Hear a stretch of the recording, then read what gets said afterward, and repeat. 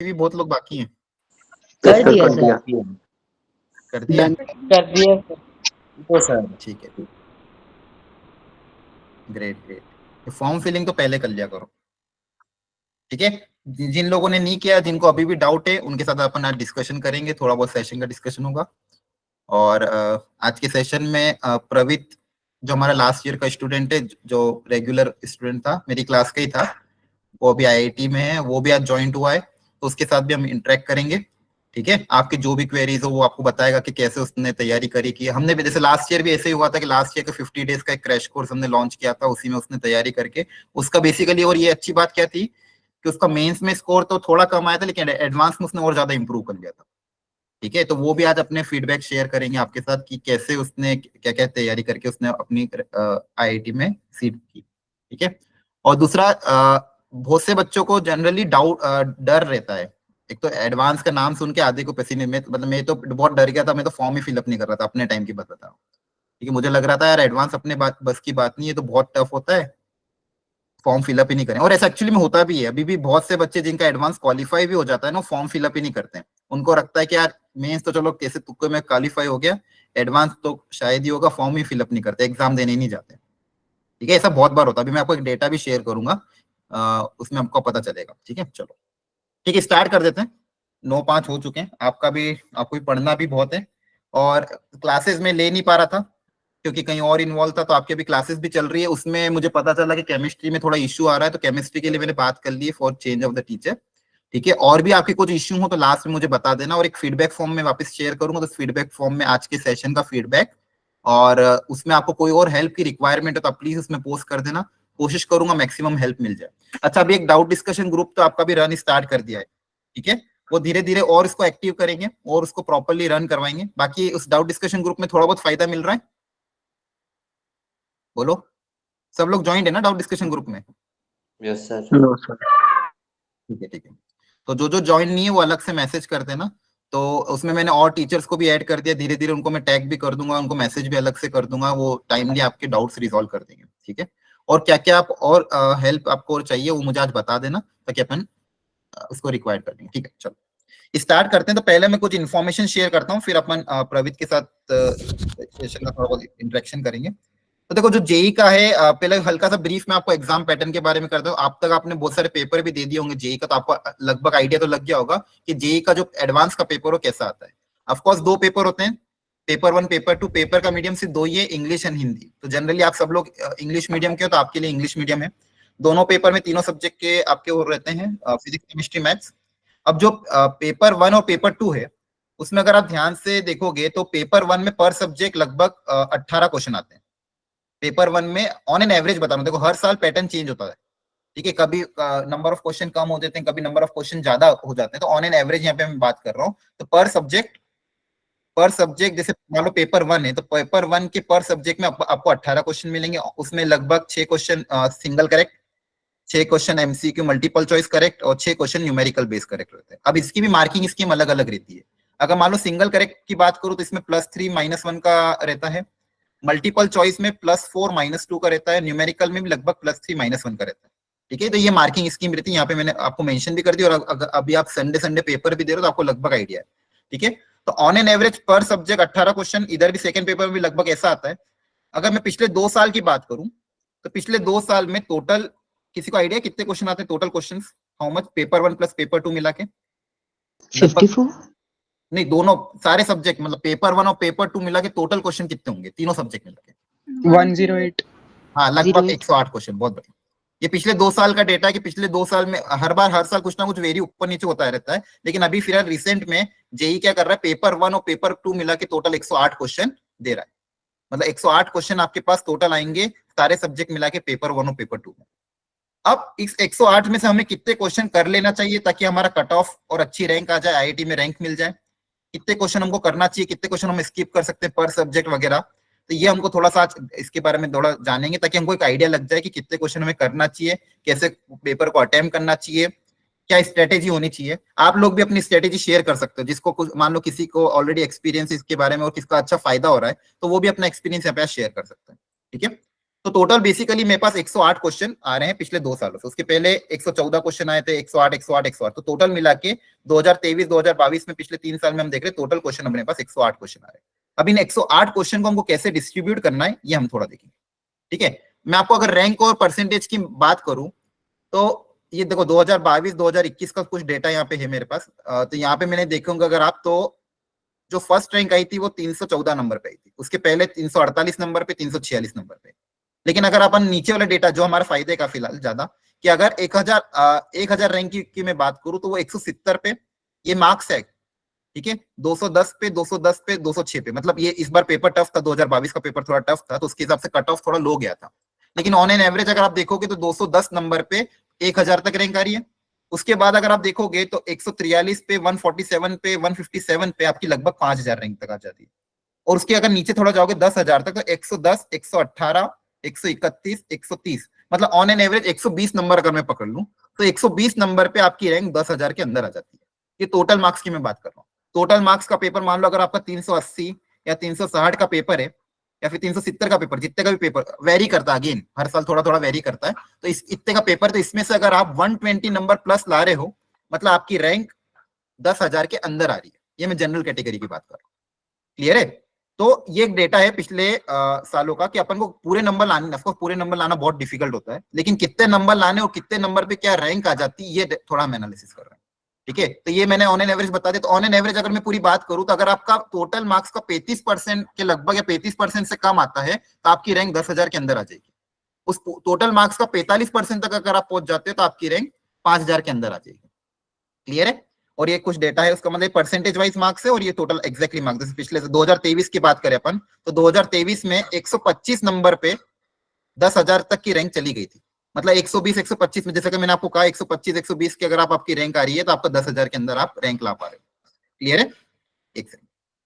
इसका मतलब अगर मैं जनरल कैटेगरी की बात करूं तो उस बच्चे के अगर 120 मार्क्स क्रॉस कर रहा है मतलब वो 10,000 के अंदर रैंक आ रहा है, मतलब कहीं ना कहीं उसको आईआईटी में सीट मिल सकती है 110 120 पे। क्लियर है? अब 110 120 की अगर मतलब 120 140 की अगर मैं रेंज पकड़ ले अपन, सेफ रेंज 120 से लेके 140 की अगर मैं रेंज पकड़ लूं तो ऑन एन एवरेज 35 से 40 क्वेश्चन। अब यहाँ पे 35 से 40 क्वेश्चन क्यों लिखे मैंने?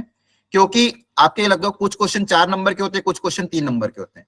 तो अगर आपको टारगेट करना है 120 से 140 मार्क्स तो मतलब लगभग मुझे 35 से 40 क्वेश्चन टोटल अटेम्प्ट करने। टोटल क्वेश्चन कितने होते हैं? 108 क्वेश्चन है ना? अच्छा, सबको समझ में आ रहा है क्या हो रहा है? क्लियर आवाज आ रही सबको? Yes, sir.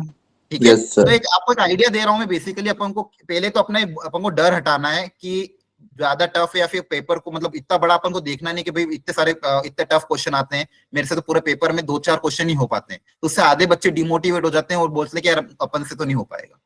ठीक है, तो वो थोड़ा सा अपन एनालिसिस अगर यहाँ पे करें तो मैं आपको ये कहने का ये मतलब है कि जनरल कैटेगरी का बच्चा अगर 120 से 140 नंबर के बीच में नंबर लाता है मतलब लगभग 35 से 40 क्वेश्चन उसको अटेम्प्ट करने, टोटल 108 क्वेश्चन में से। अब 35 से 40 दोनों पेपर मिला के तो ऑन एन एवरेज में बात करूं तो पर पेपर लगभग कितने क्वेश्चन होगा? 20 क्वेश्चन, राइट? पर पेपर 20 क्वेश्चन। अब पर पेपर 20 क्वेश्चन और तो बेसिकली 18 से 20 क्वेश्चन पर पेपर, 18 से 20 क्वेश्चन पर पेपर। और उसमें भी आपके 3 सब्जेक्ट आते हैं तो 3 सब्जेक्ट में अगर मैं बात करूं तो लगभग 6-6 क्वेश्चन भी अगर आप 3 सब्जेक्ट में करते हो तो टोटल आपका काम होता है। क्लियर है? तो सेफ जोन के हिसाब से 10 से 12 क्वेश्चन पर सब्जेक्ट फ्रॉम बोथ पेपर और ऑन एन एवरेज 4 से 6 क्वेश्चन पर सब्जेक्ट पर पेपर अगर आप कर लेते हो तो आपका ये स्कोर टारगेट अचीव हो जाता है। तो देखो कहने का मतलब क्या, समराइज, एक पेपर में आपके 18 क्वेश्चन आते हैं पर सब्जेक्ट। ठीक है, मान लो फिजिक्स के 18 क्वेश्चन आए पेपर 1 में, पेपर 1 में फिजिक्स के 18 क्वेश्चन आए। उन 18 क्वेश्चन में से अगर आपने 4 से 6 क्वेश्चन करेक्टली सॉल्व कर लिए 4 से 6 क्वेश्चन के बीच में, तो आपका ये टारगेट नियरली अचीव हो जाएगा। ये एवरेज बात कर रहा हूं मैं। ठीक है, हो सकता है फिजिक्स में थोड़े ज्यादा अटेम्प्ट हो जाए, केमिस्ट्री में थोड़े ज्यादा अटेम्प्ट हो जाए, मैथ्स में थोड़े कम अटेम्प्ट हो, या फिर मैथ्स में ज्यादा हो जाए, फिजिक्स में ज्यादा हो, केमिस्ट्री में कम अटेम्प्ट हो। तो वो बैलेंस आपको बना के चलना है। ऑन एन एवरेज मैंने क्या करा आपको बेसिकली ये है कि बेसिकली अगर अपन एवरेज की बात करें हर सब्जेक्ट में मैं 4 से 5 क्वेश्चन सॉल्व कर लूं 18 में से, तो मेरा टारगेट बहुत अच्छा अचीव हो रहा है। ठीक है, तो यही कहने का मतलब। और मान लो बेसिकली अगर 4 से 6 क्वेश्चन आपने मान लो फिजिक्स में अटेम्प्ट कर लिए, 4 से 5 क्वेश्चन आपने केमिस्ट्री में अटेम्प्ट कर लिए, 4 से 5 क्वेश्चन आपने मैथ्स में अटेम्प्ट कर लिए, ठीक है, तो कहीं ना कहीं स्कोर आपका वहां तक पहुंच जाएगा। ये पेपर 1 में, फिर पेपर 2 में भी अगर आपने ऐसा अटेम्प्ट कर लिया तो काम हो जाएगा। अब देखो 18 क्वेश्चन आ रहे हैं, तो 18 क्वेश्चन में से अगर मैं कोशिश करूं बेसिकली मेरे को कितना पेपर अटेम्प्ट करना, 30%। 30% अगर मैं अटेम्प्ट प्रॉपरली कर लेता हूं तो मेरा काम हो रहा है। अब देखो 30% अटेम्प्ट करने के लिए आपको बहुत सारे क्वेश्चन तो यूं भी छोड़ने, ठीक है। अब उसमें से कौन से सब्जेक्ट में, मतलब कौन से टॉपिक्स पे ज्यादा ध्यान देना, उस पर भी हम अभी आएंगे कि जहां से क्वेश्चन शॉर्ट फिक्स है। जैसे अगर मैं मैथ्स की बात करूं तो प्रोबेबिलिटी है, फॉर एग्जांपल प्रोबेबिलिटी, तो प्रोबेबिलिटी से 2 से 3 क्वेश्चन आ रहे हैं। कॉम्प्लेक्स नंबर है, कॉम्प्लेक्स नंबर से 2 से 3 क्वेश्चन आ ही रहे। वेक्टर 3D, उसमें अगर 3D पोर्शन पकड़ लो तो 3D से 1 से 2 क्वेश्चन आ रहे हैं, और 3D के जनरली क्वेश्चन देखे गए इजी पैटर्न के आते हैं। फिर डिटरमिनेंट मैट्रिक्स है, तो डिटरमिनेंट मैट्रिक्स में भी आपके 2-3 क्वेश्चन फिक्स हो गए। उसमें भी आपके अगर मान लो सिस्टम ऑफ इक्वेशन है तो वो कॉन्सेप्ट थोड़ा इजी है। तो ये भी हम आगे डिस्कस करेंगे कि कुछ पोर्शन तो ऐसे हैं ही सही जो इजी भी हैं और जहां से क्वेश्चन आने की प्रोबेबिलिटी बहुत ज्यादा है। तो मुझे टारगेट क्या करना है, मान लो पेपर 1 है, मैं गया पेपर 1 देने, अगर मेरे 4 से 5 क्वेश्चन हो रहे तो कहीं ना कहीं मुझे अंदर से कॉन्फिडेंस आ जाना चाहिए कि नहीं चलो मैं सेफ जोन में तो आ चुका हूँ, ठीक है। ये जनरल कैटेगरी की बात। अगर आप कैटेगरी में हो, रिजर्व कैटेगरी का आपकी बात है, तो आप अगर तीन क्वेश्चन भी कर लेते हो पर सब्जेक्ट प्रॉपरली, फिजिक्स के 3-4 क्वेश्चन कर लिए आपने, मैथ्स के 3-1 क्वेश्चन सही कर लिए, केमिस्ट्री के 3-6 क्वेश्चन कर लिए, पेपर 1 मतलब पेपर 1 में आपने टोटल अगर 10 क्वेश्चन का टारगेट कर लिया, तीनों सब्जेक्ट मिला के पेपर 1 में अगर आपने 10 क्वेश्चन का टारगेट कर लिया, पेपर 2 में भी अगर आपने मान लो 10 क्वेश्चन का टारगेट कर लिया, तो आपका भी सिलेक्शन हो जाएगा, ठीक है। तो पहली बात तो ये, हमें थोड़ा सा अंदर से डर हटाना है और पेपर को बहुत प्रॉपरली स्ट्रेटेजाइज करना है कि जो पेपर में रहता है, अभी भी आपके पास 3 वीक बाकी है, तो लगभग 3 टेस्ट और होंगे, उन 3 टेस्ट को थोड़ा प्रॉपरली दो।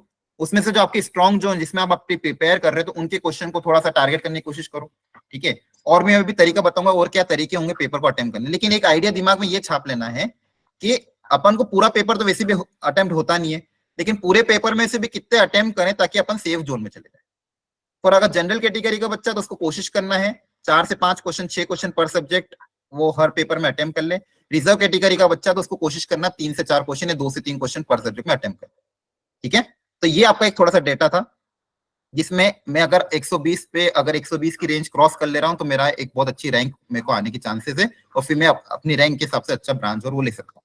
कट ऑफ की अगर मैं बात करूं तो लास्ट ईयर के ये 2021 तक का कट ऑफ है। 2021 का कट ऑफ की मैं बात करूं तो मिनिमम पर सब्जेक्ट में 6 नंबर था।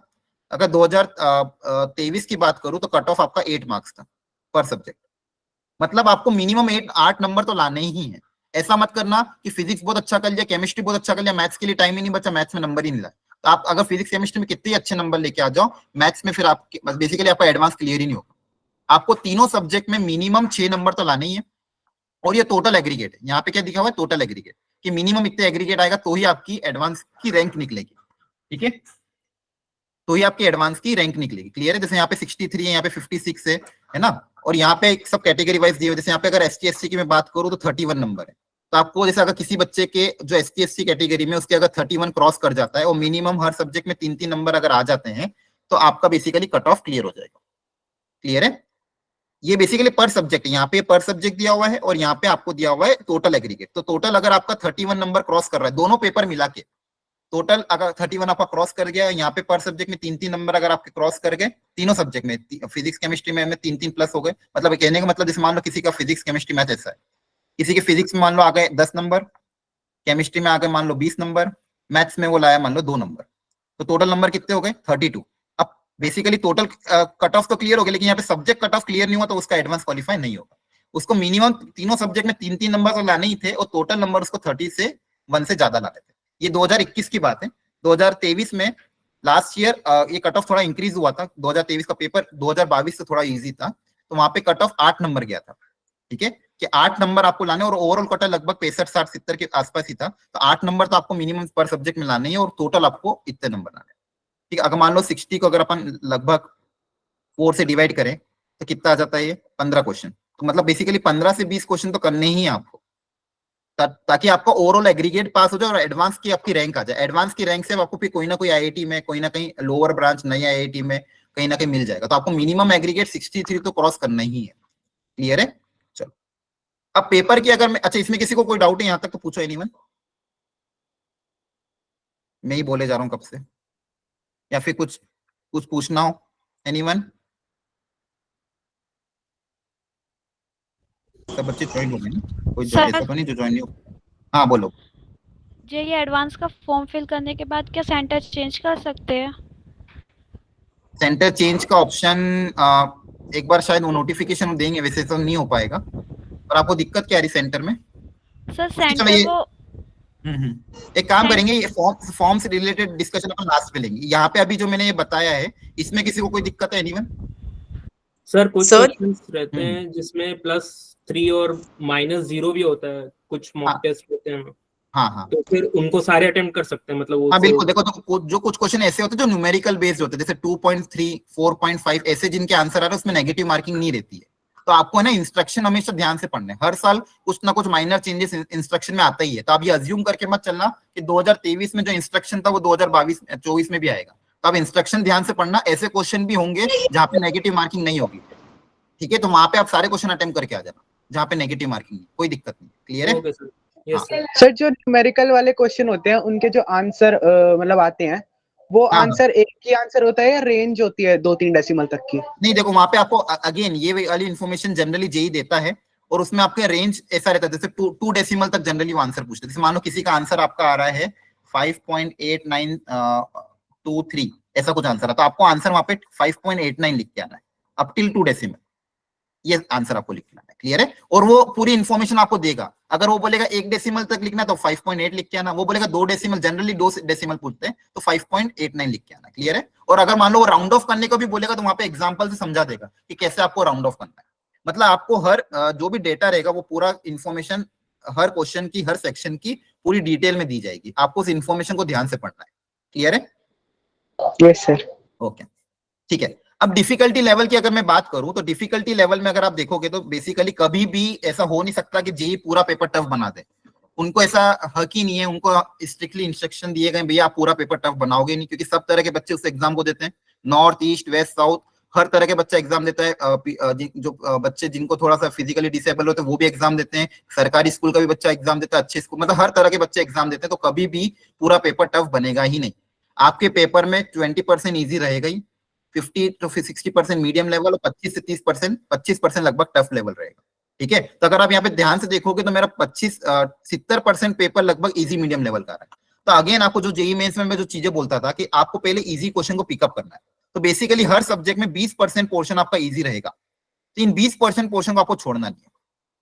ठीक है? ये आपको, ये तो मतलब ये जो इजी लेवल है, ये इजी लेवल आपका जेईई मेंस के बराबर भी आ सकता है और हो सकता है मेंस से भी कम हो।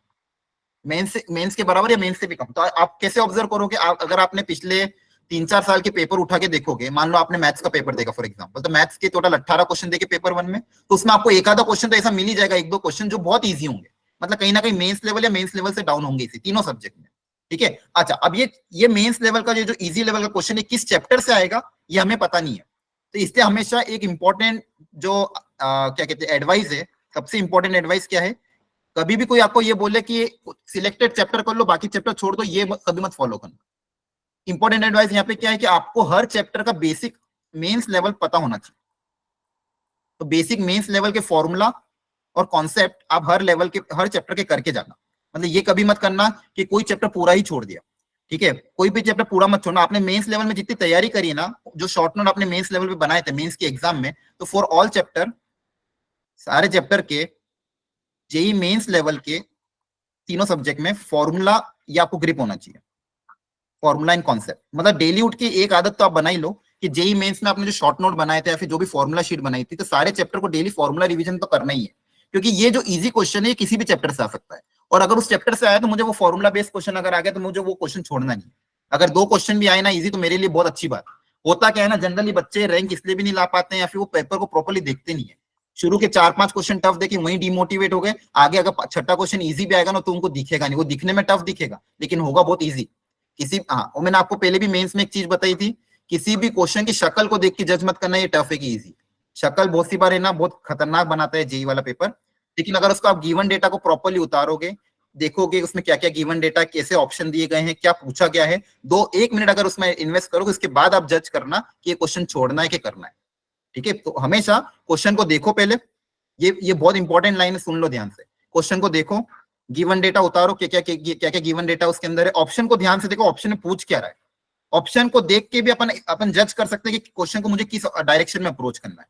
और फिर देखो आपको कि उस क्वेश्चन का आपको कॉन्सेप्ट फॉर्मूला पता है कि नहीं पता। आपको अंदर से अपने आप पता चल जाएगा, अंदर से आवाज आ जाएगी नहीं यार ये क्वेश्चन का फॉर्मूला कौन से मुझे पता नहीं, इसको छोड़ देते हैं, बिंदास छोड़ के आगे बढ़ जाओ। लेकिन आपको लग जाएगा कि नहीं यार इसका मुझे पता है, मैं कर सकता हूँ, तो उसको थोड़ा सा वहां पे उसको अटेम्प्ट करके आओ। तो आपको हमेशा पहले इजी क्वेश्चन को तो पिकअप करना ही है, फिर उस मीडियम वाले जो पोर्शन है उसमें से कुछ क्वेश्चन आप पिकअप करें। तो इसलिए इजी क्वेश्चन को पिकअप करने के लिए कोशिश करना हर चैप्टर का बेसिक अंडरस्टैंडिंग, बेसिक फॉर्मूला आपको पता हो। हाँ, अब ये जो मीडियम और हार्ड वाले क्वेश्चन है, देखो हार्ड वाले तो आपको पूरी छोड़ ही देना, इसको तो मैं बोलूंगा ही नहीं, इसको इसकी तरफ जाओ या आपका टाइम वेस्ट कर देंगे। अगर होता है तो अच्छी बात है, नहीं होता तो पूरा छोड़ दें, इसको तो आप लीव कर सकते हो, क्योंकि मुझे पूरा पेपर अटेम्प्ट करना ही नहीं है। मुझे अगर आईआईटी में सिलेक्शन चाहिए तो मुझे कुछ स्पेसिफिक क्वेश्चन करने हैं, उनको मुझे टारगेट है। अब मीडियम क्वेश्चन की अगर मैं बात करूं तो इसके लिए आप अपने कुछ स्ट्रॉन्ग चैप्टर कर सकते हो। सारा चैप्टर करने की जरूरत नहीं है, कुछ अपने स्ट्रॉन्ग चैप्टर कर लो। जैसे मान लो मैथ्स में आपने 8 चैप्टर को स्ट्रॉन्ग कर लिया, कि 8 चैप्टर टोटल 24 चैप्टर में से ये 8 चैप्टर मेरे स्ट्रॉन्ग है, इनकी प्रैक्टिस मैं दम से कर लूंगा, तो मीडियम लेवल का क्वेश्चन अगर उस चैप्टर में से आता तो वो आप अटेम्प्ट कर देना। ठीक है, तो 8 चैप्टर यहाँ पे मैं लिख रहा हूँ, कुछ स्ट्रॉन्ग चैप्टर आप कर लो पर सब्जेक्ट में, तो उसके अगर मीडियम लेवल के क्वेश्चन आते हैं तो उसमें से आप उनको अटेम्प्ट कर।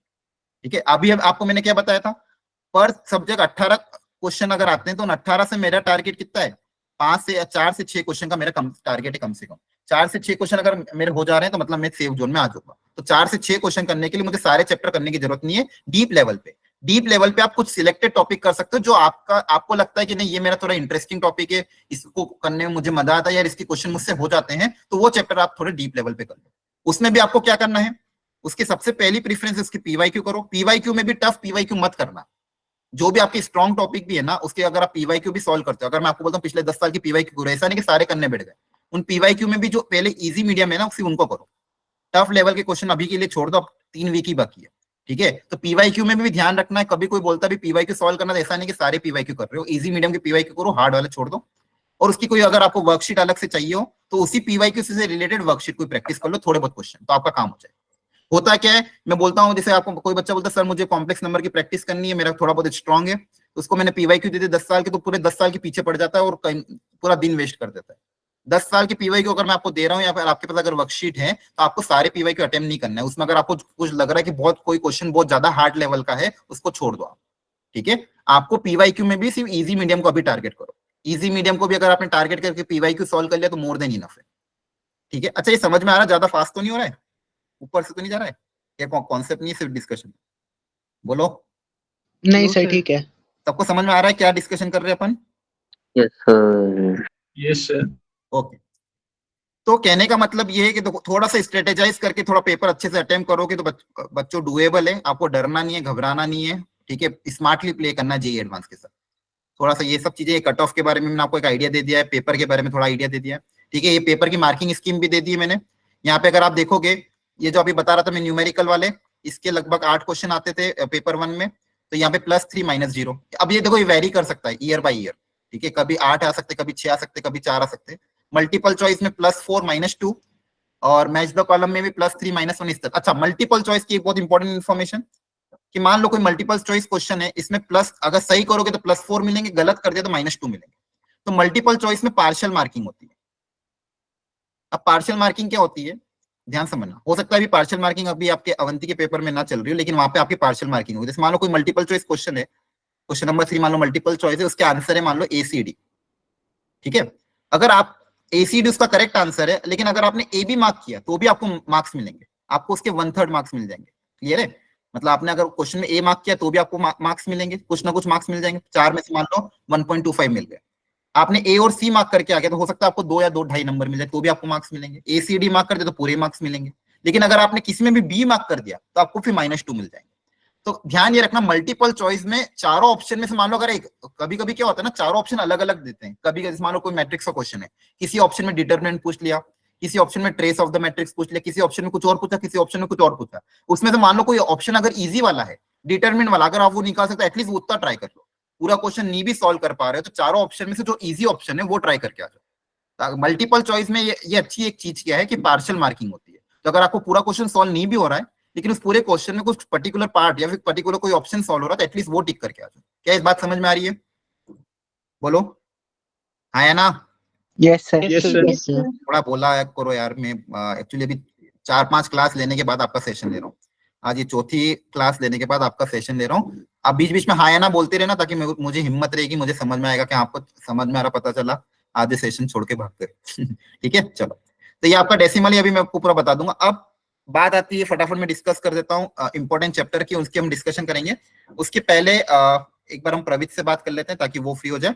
इसके बाद मैं आपको ये बता दूंगा कि कौन से चैप्टर इंपॉर्टेंट है फिजिक्स केमिस्ट्री मैथ्स में, कि कौन से चैप्टर आपको करना चाहिए हाई वेटेज वाले जो थोड़े इजी हो। टॉप 10 चैप्टर लगभग मैं तीनों सब्जेक्ट में बता दूंगा, कोशिश करना इनकी आप एटलीस्ट PYQ ट्राई कर लो। अच्छा, मैंने अगर आपको ये बता भी ये चैप्टर इंपॉर्टेंट है, जैसे जरूरी नहीं आपको वही करना है, कुछ चैप्टर आपके पर्सनल स्ट्रॉन्ग होंगे तो आप उनको पहले ट्राई कर लेना, ठीक है। तो प्रवीत आप यहाँ पे ज्वाइंट है, तो एक बार प्रवीत से अपन बात कर लेते हैं। प्रवीत आपको कुछ टिप्स एंड ट्रिक दे देगा, किसी को कुछ क्वेश्चन भी अगर हेलो पूछना सर। तो पूछ सकता है। Hello hello Praveet. सर। तो प्रवीत को मैं इंट्रोड्यूस करा देता हूँ। प्रवीत बहुत सारे जो लास्ट ईयर के बच्चे होंगे जो ड्रॉपर्स में भी वो जानते होंगे, उनके साथ वाले ही है, ठीक है। जैसे हरिओम आया, हरिओम असद वगैरह इनके साथ ही प्रवीत पढ़ता था, ठीक है। तो लास्ट ईयर प्रवीत ने भी दिल्ली बैच में ही था गवर्नमेंट स्कूल से, उसने तैयारी करी थी। अभी IIT में मैकेनिकल ब्रांच है प्रवीत का, ठीक है। Okay, over to you Praveet. थोड़ा सा इनको बता दो भी कैसे क्या एडवांस में दिमाग लगाना है, क्या करना है क्या नहीं करना है। Yes sir. हाँ सर तो अगर मैं अपने एक्सपीरियंस से रिलेट करके बोलूँ, हाँ हाँ हाँ मेंस के बाद मेंस में मैं थोड़ा डाउनफॉल आया था। हाँ बिल्कुल। मेरी हाँ फर्स्ट अटेम्प्ट में 95.1% आई थी। सेकंड अटेम्प्ट में लाइक मैंने बोर्ड्स के थ्रू भी प्रिपरेशन हाँ करी, सब कुछ हाँ करा, हाँ बट देन वो गिर गई, 94.98 हो गई। हाँ हाँ तो वो थोड़ा एक सेटबैक आता है कि हाँ आपकी परसेंटाइल कम हो गई है इतने साल बिल्कुल मेहनत करने के बाद भी। बट द रियलाइजेशन इज आपको डिसिप्लिन रहना है उस फेज में भी, जो सेकंड अटेम्प्ट और एडवांस का टाइम है। हाँ वो हाँ हो सकता है डिमोटिवेटिंग फैक्टर हो, बट आपको ऐसे सर पे नहीं चढ़ाना है उस चीज को कि हाँ यार अब इतना बुरा हो गया, अब एडवांस में अपना कॉन्फिडेंस लेवल नहीं गिरा सकते आप। बिल्कुल किसी बिल्कुल भी प्रिपरेशन के किसी भी स्टेज में अपना आपका कॉन्फिडेंस लेवल नहीं गिर सकता। चाहे आपका ठीक है टेस्ट में मार्क्स नहीं आ पा रहे, आप उसको एनालिसिस करिए। मार्क्स से ज्यादा इम्पोर्टेंट आपका अप्रोच है कि आपके वो मार्क्स क्यों आए, वो तो बिल्कुल। ज्यादा इंपॉर्टेंट है। हम्म, इनिशियली टेस्ट में मेरे भी अच्छे नहीं थे, लाइक काफी हाँ टेस्ट करवाए थे, काफी टेस्ट करे हुए थे कि 300 360 हाँ 540 वाले मार्क्स भी करे। हाँ हाँ स्टार्टिंग में मेरे भी केमिस्ट्री में लाइक नेगेटिव में चल रहे थे, बिल्कुल लाइक बिल्कुल। कुछ टेस्ट थे मेरे नेगेटिव वाले भी थे। कुछ टेस्ट थे इसमें मैथ्स में अच्छा नहीं कर पाया था, but the thing is key thing is discipline, बिल्कुल और अपने फियरलेस होके पेपर देना है कि हाँ एक पेपर है, एक चैलेंज है, मुझे वो चैलेंज करना है। मैं इस स्टेज तक आया हूँ तो मुझे वहां और आगे तक कर पुश कर सकता हूँ तो मैं करूंगा। तुम आप सब ये सब लोग मेंस लेके आए हैं, मेंस भी ठीक है परसेंटाइल अच्छी परसेंटाइल आई तो और पुश कर सकते हैं तो करना चाहिए। सर डरने नहीं चाहिए एडवांस के लिए, बिल्कुल जस्ट बिकॉज हार्डेस्ट पेपर बोलते हैं ये सब होता है, ठीक है वो अपनी जगह हार्डेस्ट पेपर वो सब, बट अपने आप में कॉन्फिडेंस रखना वो सबसे ज्यादा इंपॉर्टेंट है। बिल्कुल। देखो ये बहुत इंपॉर्टेंट पॉइंट बोलिए कि डिसिप्लिन और कॉन्फिडेंस बहुत ज्यादा जरूरी है, और आप लोग मेंस को क्वालिफाई करके यहाँ तक पहुंचे वो भी अपने आप में बहुत बड़ी बात है, राइट।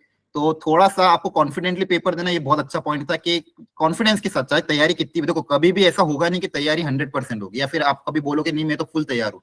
चाहे एक साल ड्रॉप लो, पहले तो क्या होता था IIT में हमारे मतलब 2012-13 तक के टाइम नंबर ऑफ अटेम्प्ट कितने भी होते, तो लोग 3-3 4-4 अटेम्प्ट देते थे हर साल तक, जैसे भी नीट वगैरह में शायद होता है, लेकिन 4-5 अटेम्प्ट तक दिए जा रहे हैं। लेकिन कभी वो स्टेज नहीं आती कि आप बोलोगे 100% कॉन्फिडेंस, इसलिए आपको कॉन्फिडेंस के साथ जाना है, ठीक है। और प्रवीत और कुछ पॉइंट आप ऐड करना चाहो? सर ऐसा काफी होगा कि लाइक कि सब स्टूडेंट्स के कुछ स्ट्रॉन्ग सब्जेक्ट्स होंगे, कुछ वीक सब्जेक्ट्स होंगे, तो उन्हें गिवन द टाइम कंस्ट्रेंट की अभी कुछ ही वीक्स हैं, 3 वीक्स हैं उनके पास, हाँ उस टाइम कंस्ट्रेंट को लेके चलना चाहिए। फॉर एग्जांपल मेरे साथ क्या हो रहा था, मेरा केमिस्ट्री उतना अच्छा नहीं था, मेरा मैथ्स वाज एवरेज, बट मेरा फिजिक्स अच्छा था। हाँ हाँ फिजिक्स में अच्छे नंबर आते थे मेरे। तो जब मैंने एडवांस ही पीवाईक्यूज करे तब बहुत प्रॉब्लम आ रही थी केमिस्ट्री में, बिकॉज मेरी आदत थी मेंस की सॉल्व करने की, मेंस अब बोर्ड से टफ। जब एकदम से एडवांस के देखे then I am just like ये तो नहीं हो रहे वाले। हाँ हाँ तो क्योंकि टाइम थोड़ा लिमिटेड था, हमारे पास 40-45 डेज ही थे, मेरी अप्रोच ये रही थी कि केमिस्ट्री में मैं इतने कर लूं कि मैं उस वजह से फेल ना हूं। जो सब्जेक्ट वाइज कट ऑफ थी वो 8 मार्क्स गई थी, तो मेरा मेन एम था कि मैं इतनी प्रैक्टिस करूं, सफिशिएंट प्रैक्टिस करूं, और जो आपने बताया इजी क्वेश्चन सिलेक्शन, ये सारी चीजें इसकी प्रैक्टिस करूं कि एटलीस्ट मेरा केमिस्ट्री सिक्योर हो जाए। बिल्कुल। और जो मेरा strong subject, already strong subject है जो फिजिक्स था मेरे लिए, वो मैं अच्छे उसकी इतनी प्रैक्टिस करूं कि हाँ यार मैं कर सकता हूँ काफी सारे क्वेश्चन। बिल्कुल। तो मेरी तो आपको एक ठीक है आपको हर सब्जेक्ट अच्छे करने हैं ऑब्वियसली, बट आपको जो टाइम कंस्ट्रेंट मिला है 3 वीक्स का, उसको ध्यान में रखते हुए आपको ये सारी चीजें करनी है। क्योंकि 3 वीक्स में अगर आपकी उतनी अच्छी हालत नहीं है सब्जेक्ट में, तो आपको सोचना पड़ेगा थोड़ा कि क्या यार मैं उसमें टाइम दूं या फिर मैं जो स्ट्रॉन्ग सब्जेक्ट है उसको और स्ट्रॉन्ग करूं, क्योंकि बेसिक लेवल पे देखो सबकी अंडरस्टैंडिंग होनी ही चाहिए, वो तो गिवन है, हाँ हाँ बट आपको अपना टाइम मैनेज अपनी प्रेफरेंस वाइज अपने स्ट्रॉन्ग सब्जेक्ट कौन सा है, वीक सब्जेक्ट कौन सा है, इस पर देनी चाहिए। फिर बिल्कुल। एक और बात ये रहे, हाँ मतलब बताइए, ये इंपॉर्टेंट पॉइंट था आई थिंक, मैं जहां तक मैं समझ पाया कि भाई आपका अगर कोई स्ट्रॉन्ग सब्जेक्ट है तो उसको भी आप थोड़ा सा स्ट्रेटेजाइज करो, अगले 3 वीक में क्या कर सकते हो उसको थोड़ा सा ध्यान से कोशिश करो कि भाई स्ट्रॉन्ग जोन है तो उसको थोड़ा और स्ट्रॉन्ग कर सकते हो। ठीक है, मैंने बोला ही था आपको, जैसे मान लो आपको ओवरऑल मार्क्स पे डिपेंड करता है, ये डिपेंड नहीं करेगा कि आपने किस सब्जेक्ट में कितना लाया, वो तो मिनिमम कट ऑफ है ही सही, लेकिन आपको ओवरऑल टोटल मार्क्स अच्छे लाने हैं। तो ऐसा होगा, जैसे मान लो आपका फिजिक्स स्ट्रॉन्ग है तो फिजिक्स में आप ज्यादा अटेम्प्ट कर पाओगे। ठीक है, हाँ ओके। और कोई पॉइंट ऐड करना है प्रवीत? सर बस जो रिवीजन, अगर रिवीजन कोई कर रहा है तो बेस्ट स्ट्रेटेजी ये रहेगी वो क्वेश्चंस के थ्रू ही रिवीजन करे, हाँ क्योंकि जेई एडवांस में अगर आप एक क्वेश्चन देखेंगे उसमें मल्टीपल चैप्टर्स के बेस पर होते हैं पीवाईक्यूज, हर एक चैप्टर छोटे छोटे कंसेप्ट आते रहते हैं। तो Okay. अगर आप कोई सोच रहे हैं चलो मुझे ये वाला चैप्टर रिवाइज करना है, तो सिर्फ थ्योरी पढ़ने से उतना इफेक्टिव नहीं होगा एज कम्पेयर टू कोई उसके पीवाईक्यूज कर रहा है। तो अगर कोई उसके पीवाईक्यूज सॉल्व कर रहा है, ठीक है सारे नहीं हो पाएंगे, बट जो नहीं हो पाएंगे उसको सॉल्यूशन देख के उसको अच्छे से पढ़ेगी कि हाँ ये कंसेप्ट मेरा वीक था या फिर ये एप्लीकेशन मुझे अच्छे से नहीं आता था, ये सब दिमाग में रख के वो करे तो उससे रिवीजन और इफेक्टिव होती है। ओके ठीक है, तो ये एक और चीज थी कि भाई क्वेश्चन के थ्रू आपको सॉल्व करना है। अगेन मतलब क्वेश्चन देखो उसके सॉल्यूशन देखो, मतलब मैं आपको देखो आखिरी 3 वीक में सबसे बेस्ट सजेशन ये होगा, एक तो कोई भी ये भी आदत होती है बहुत बच्चों को, अलग अलग रेफरेंस बुक में चले जाते हैं, ये रेफरेंस बुक उठा रहे, वो रेफरेंस बुक उठा रहे, ऑनलाइन में ये वीडियो देख रहे हैं, वो वीडियो देख रहे हैं, वन शॉट पूरे दिन भर का देख रहे हैं। तो इतना टाइम वेस्ट मत करो, चैप्टर लो, उसके थोड़ी बहुत बेसिक फॉर्मूला पढ़ो और उसके पीवाईक्यू लगा लो पिछले 10 साल के, क्वेश्चन देखो, हो पा रहा है तो अच्छी बात है, नहीं तो सॉल्यूशन देख के मतलब समझ समझ के आगे पढ़ो। ठीक है, तो ये थोड़ा सबको ध्यान देना है। ओके अच्छा, किसी को कोई क्वेश्चन पूछना है? Yes sir. हाँ पूछो करो। भैया आपके मतलब कुछ चैप्टर ऐसे होंगे ना, मतलब जो आपके वीक होंगे बट पेपर में हाई वेटेज होंगे, तो उनको कैसे हैंडल किया आपने? मैंने वो नहीं करे। लेकिन अगर करना चाहें तो कैसे? करना चाहे तो अगर पेपर में हाई वेटेज आ गया, देखो उसका फिर आपके हाथ में ज्यादा नहीं है। अगर पेपर में वो just in case high weightage आ गए, जैसे कुछ कैलकुलस के कुछ टॉपिक्स थे वो मेरे बहुत ज्यादा स्ट्रांग नहीं थे, तो उसको या तो छोड़ दिया या तो उसका ऐसा कर लिया कि एटलीस्ट बेसिक लेवल पे पढ़ लिया, ताकि टफ क्वेश्चन नहीं, या फिर अगर उसका कोई मॉडरेट क्वेश्चन है जो और कंसेप्ट इन्वॉल्व कर रहे हैं वो एटलीस्ट मैं करके आऊं। तो ऐसा कुछ है जो ज्यादा हाई वेटेज दे रहा है और आपका वीक है, तो उसको एक बेसिक अंडरस्टैंडिंग तक रखो, उससे ज्यादा पुश करने की ज्यादा जरूरत नहीं है, क्योंकि बाकी चीजें भी हैं जो आपकी स्ट्रांग होंगी, तो उन पे भी फोकस करना चाहिए। बिल्कुल, देखो ये एक हाई वेटेज कोई बोलता है, इसका मतलब ये नहीं कि उसमें से 5-10 क्वेश्चन आ जाएंगे। ठीक है, लगभग हर चैप्टर से एक एक क्वेश्चन तो आता ही है। हाई वेटेज कब हो जाता है, उसको चैप्टर से 2 क्वेश्चन आ गए या 3 क्वेश्चन आ गए। ठीक है, तो इसका मतलब ये नहीं, अगर मान लो फॉर एग्जांपल मैं कॉम्प्लेक्स नंबर की बात करूं तो बहुत सारे बच्चों को कॉम्प्लेक्स नंबर से डर लगता है। ठीक है, मतलब नाम सुन के ही घबरा जाते हैं, पीवाईक्यू देखते तो और ज्यादा फट जाती है। या फिर मान लो इसकी बात करें अपन प्रोबेबिलिटी की, तो प्रोबेबिलिटी भी हाई वेटेज में आता है, लेकिन प्रोबेबिलिटी अच्छे से नहीं होता है। तो अगर आप प्रोबेबिलिटी के पीछे पड़ जाओगे कि अब चलो प्रोबेबिलिटी में करता हूँ, पिछले 3 वीक बर्बाद कर दिए, तो आपको टाइम ले जाएगा। आपको अगर प्रोबेबिलिटी से बहुत ज्यादा डर लगता है तो छोड़ दो उस चैप्टर को, मेंस लेवल पे जितना आता है, अगर क्वेश्चन इजी आए तो अटेम्प्ट करना, इजी क्वेश्चन, और टफ आए तो छोड़ देना। तो आपको अभी फिलहाल ये नहीं सोचना है कि अगर ये हाई वेटेज है तो मुझे करना ही है, आप छोड़ सकते हो। इसलिए मैंने आपको एक लाइन बोली थी सब बच्चों के लिए, आपका जो ज्यादा स्ट्रॉन्ग है ना उसको स्ट्रॉन्ग करो, और हाई वेटेज में जो टॉप 10 अगर मैं दे रहा हूं आपको, उस टॉप 10 में से अगर आप टॉप 5 भी कर लेते हो उसमें से तो भी चलेगा। ठीक है, आप कुछ चैप्टर छोड़ सकते हो एडवांस लेवल पे, लेकिन मेंस लेवल की बेसिक अंडरस्टैंडिंग सबकी रखना। प्रणव आपका डाउट क्लियर हुआ क्या? Yes sir. ओके हाँ, और कोई अनम्यूट करके पूछ लो, एनीवन?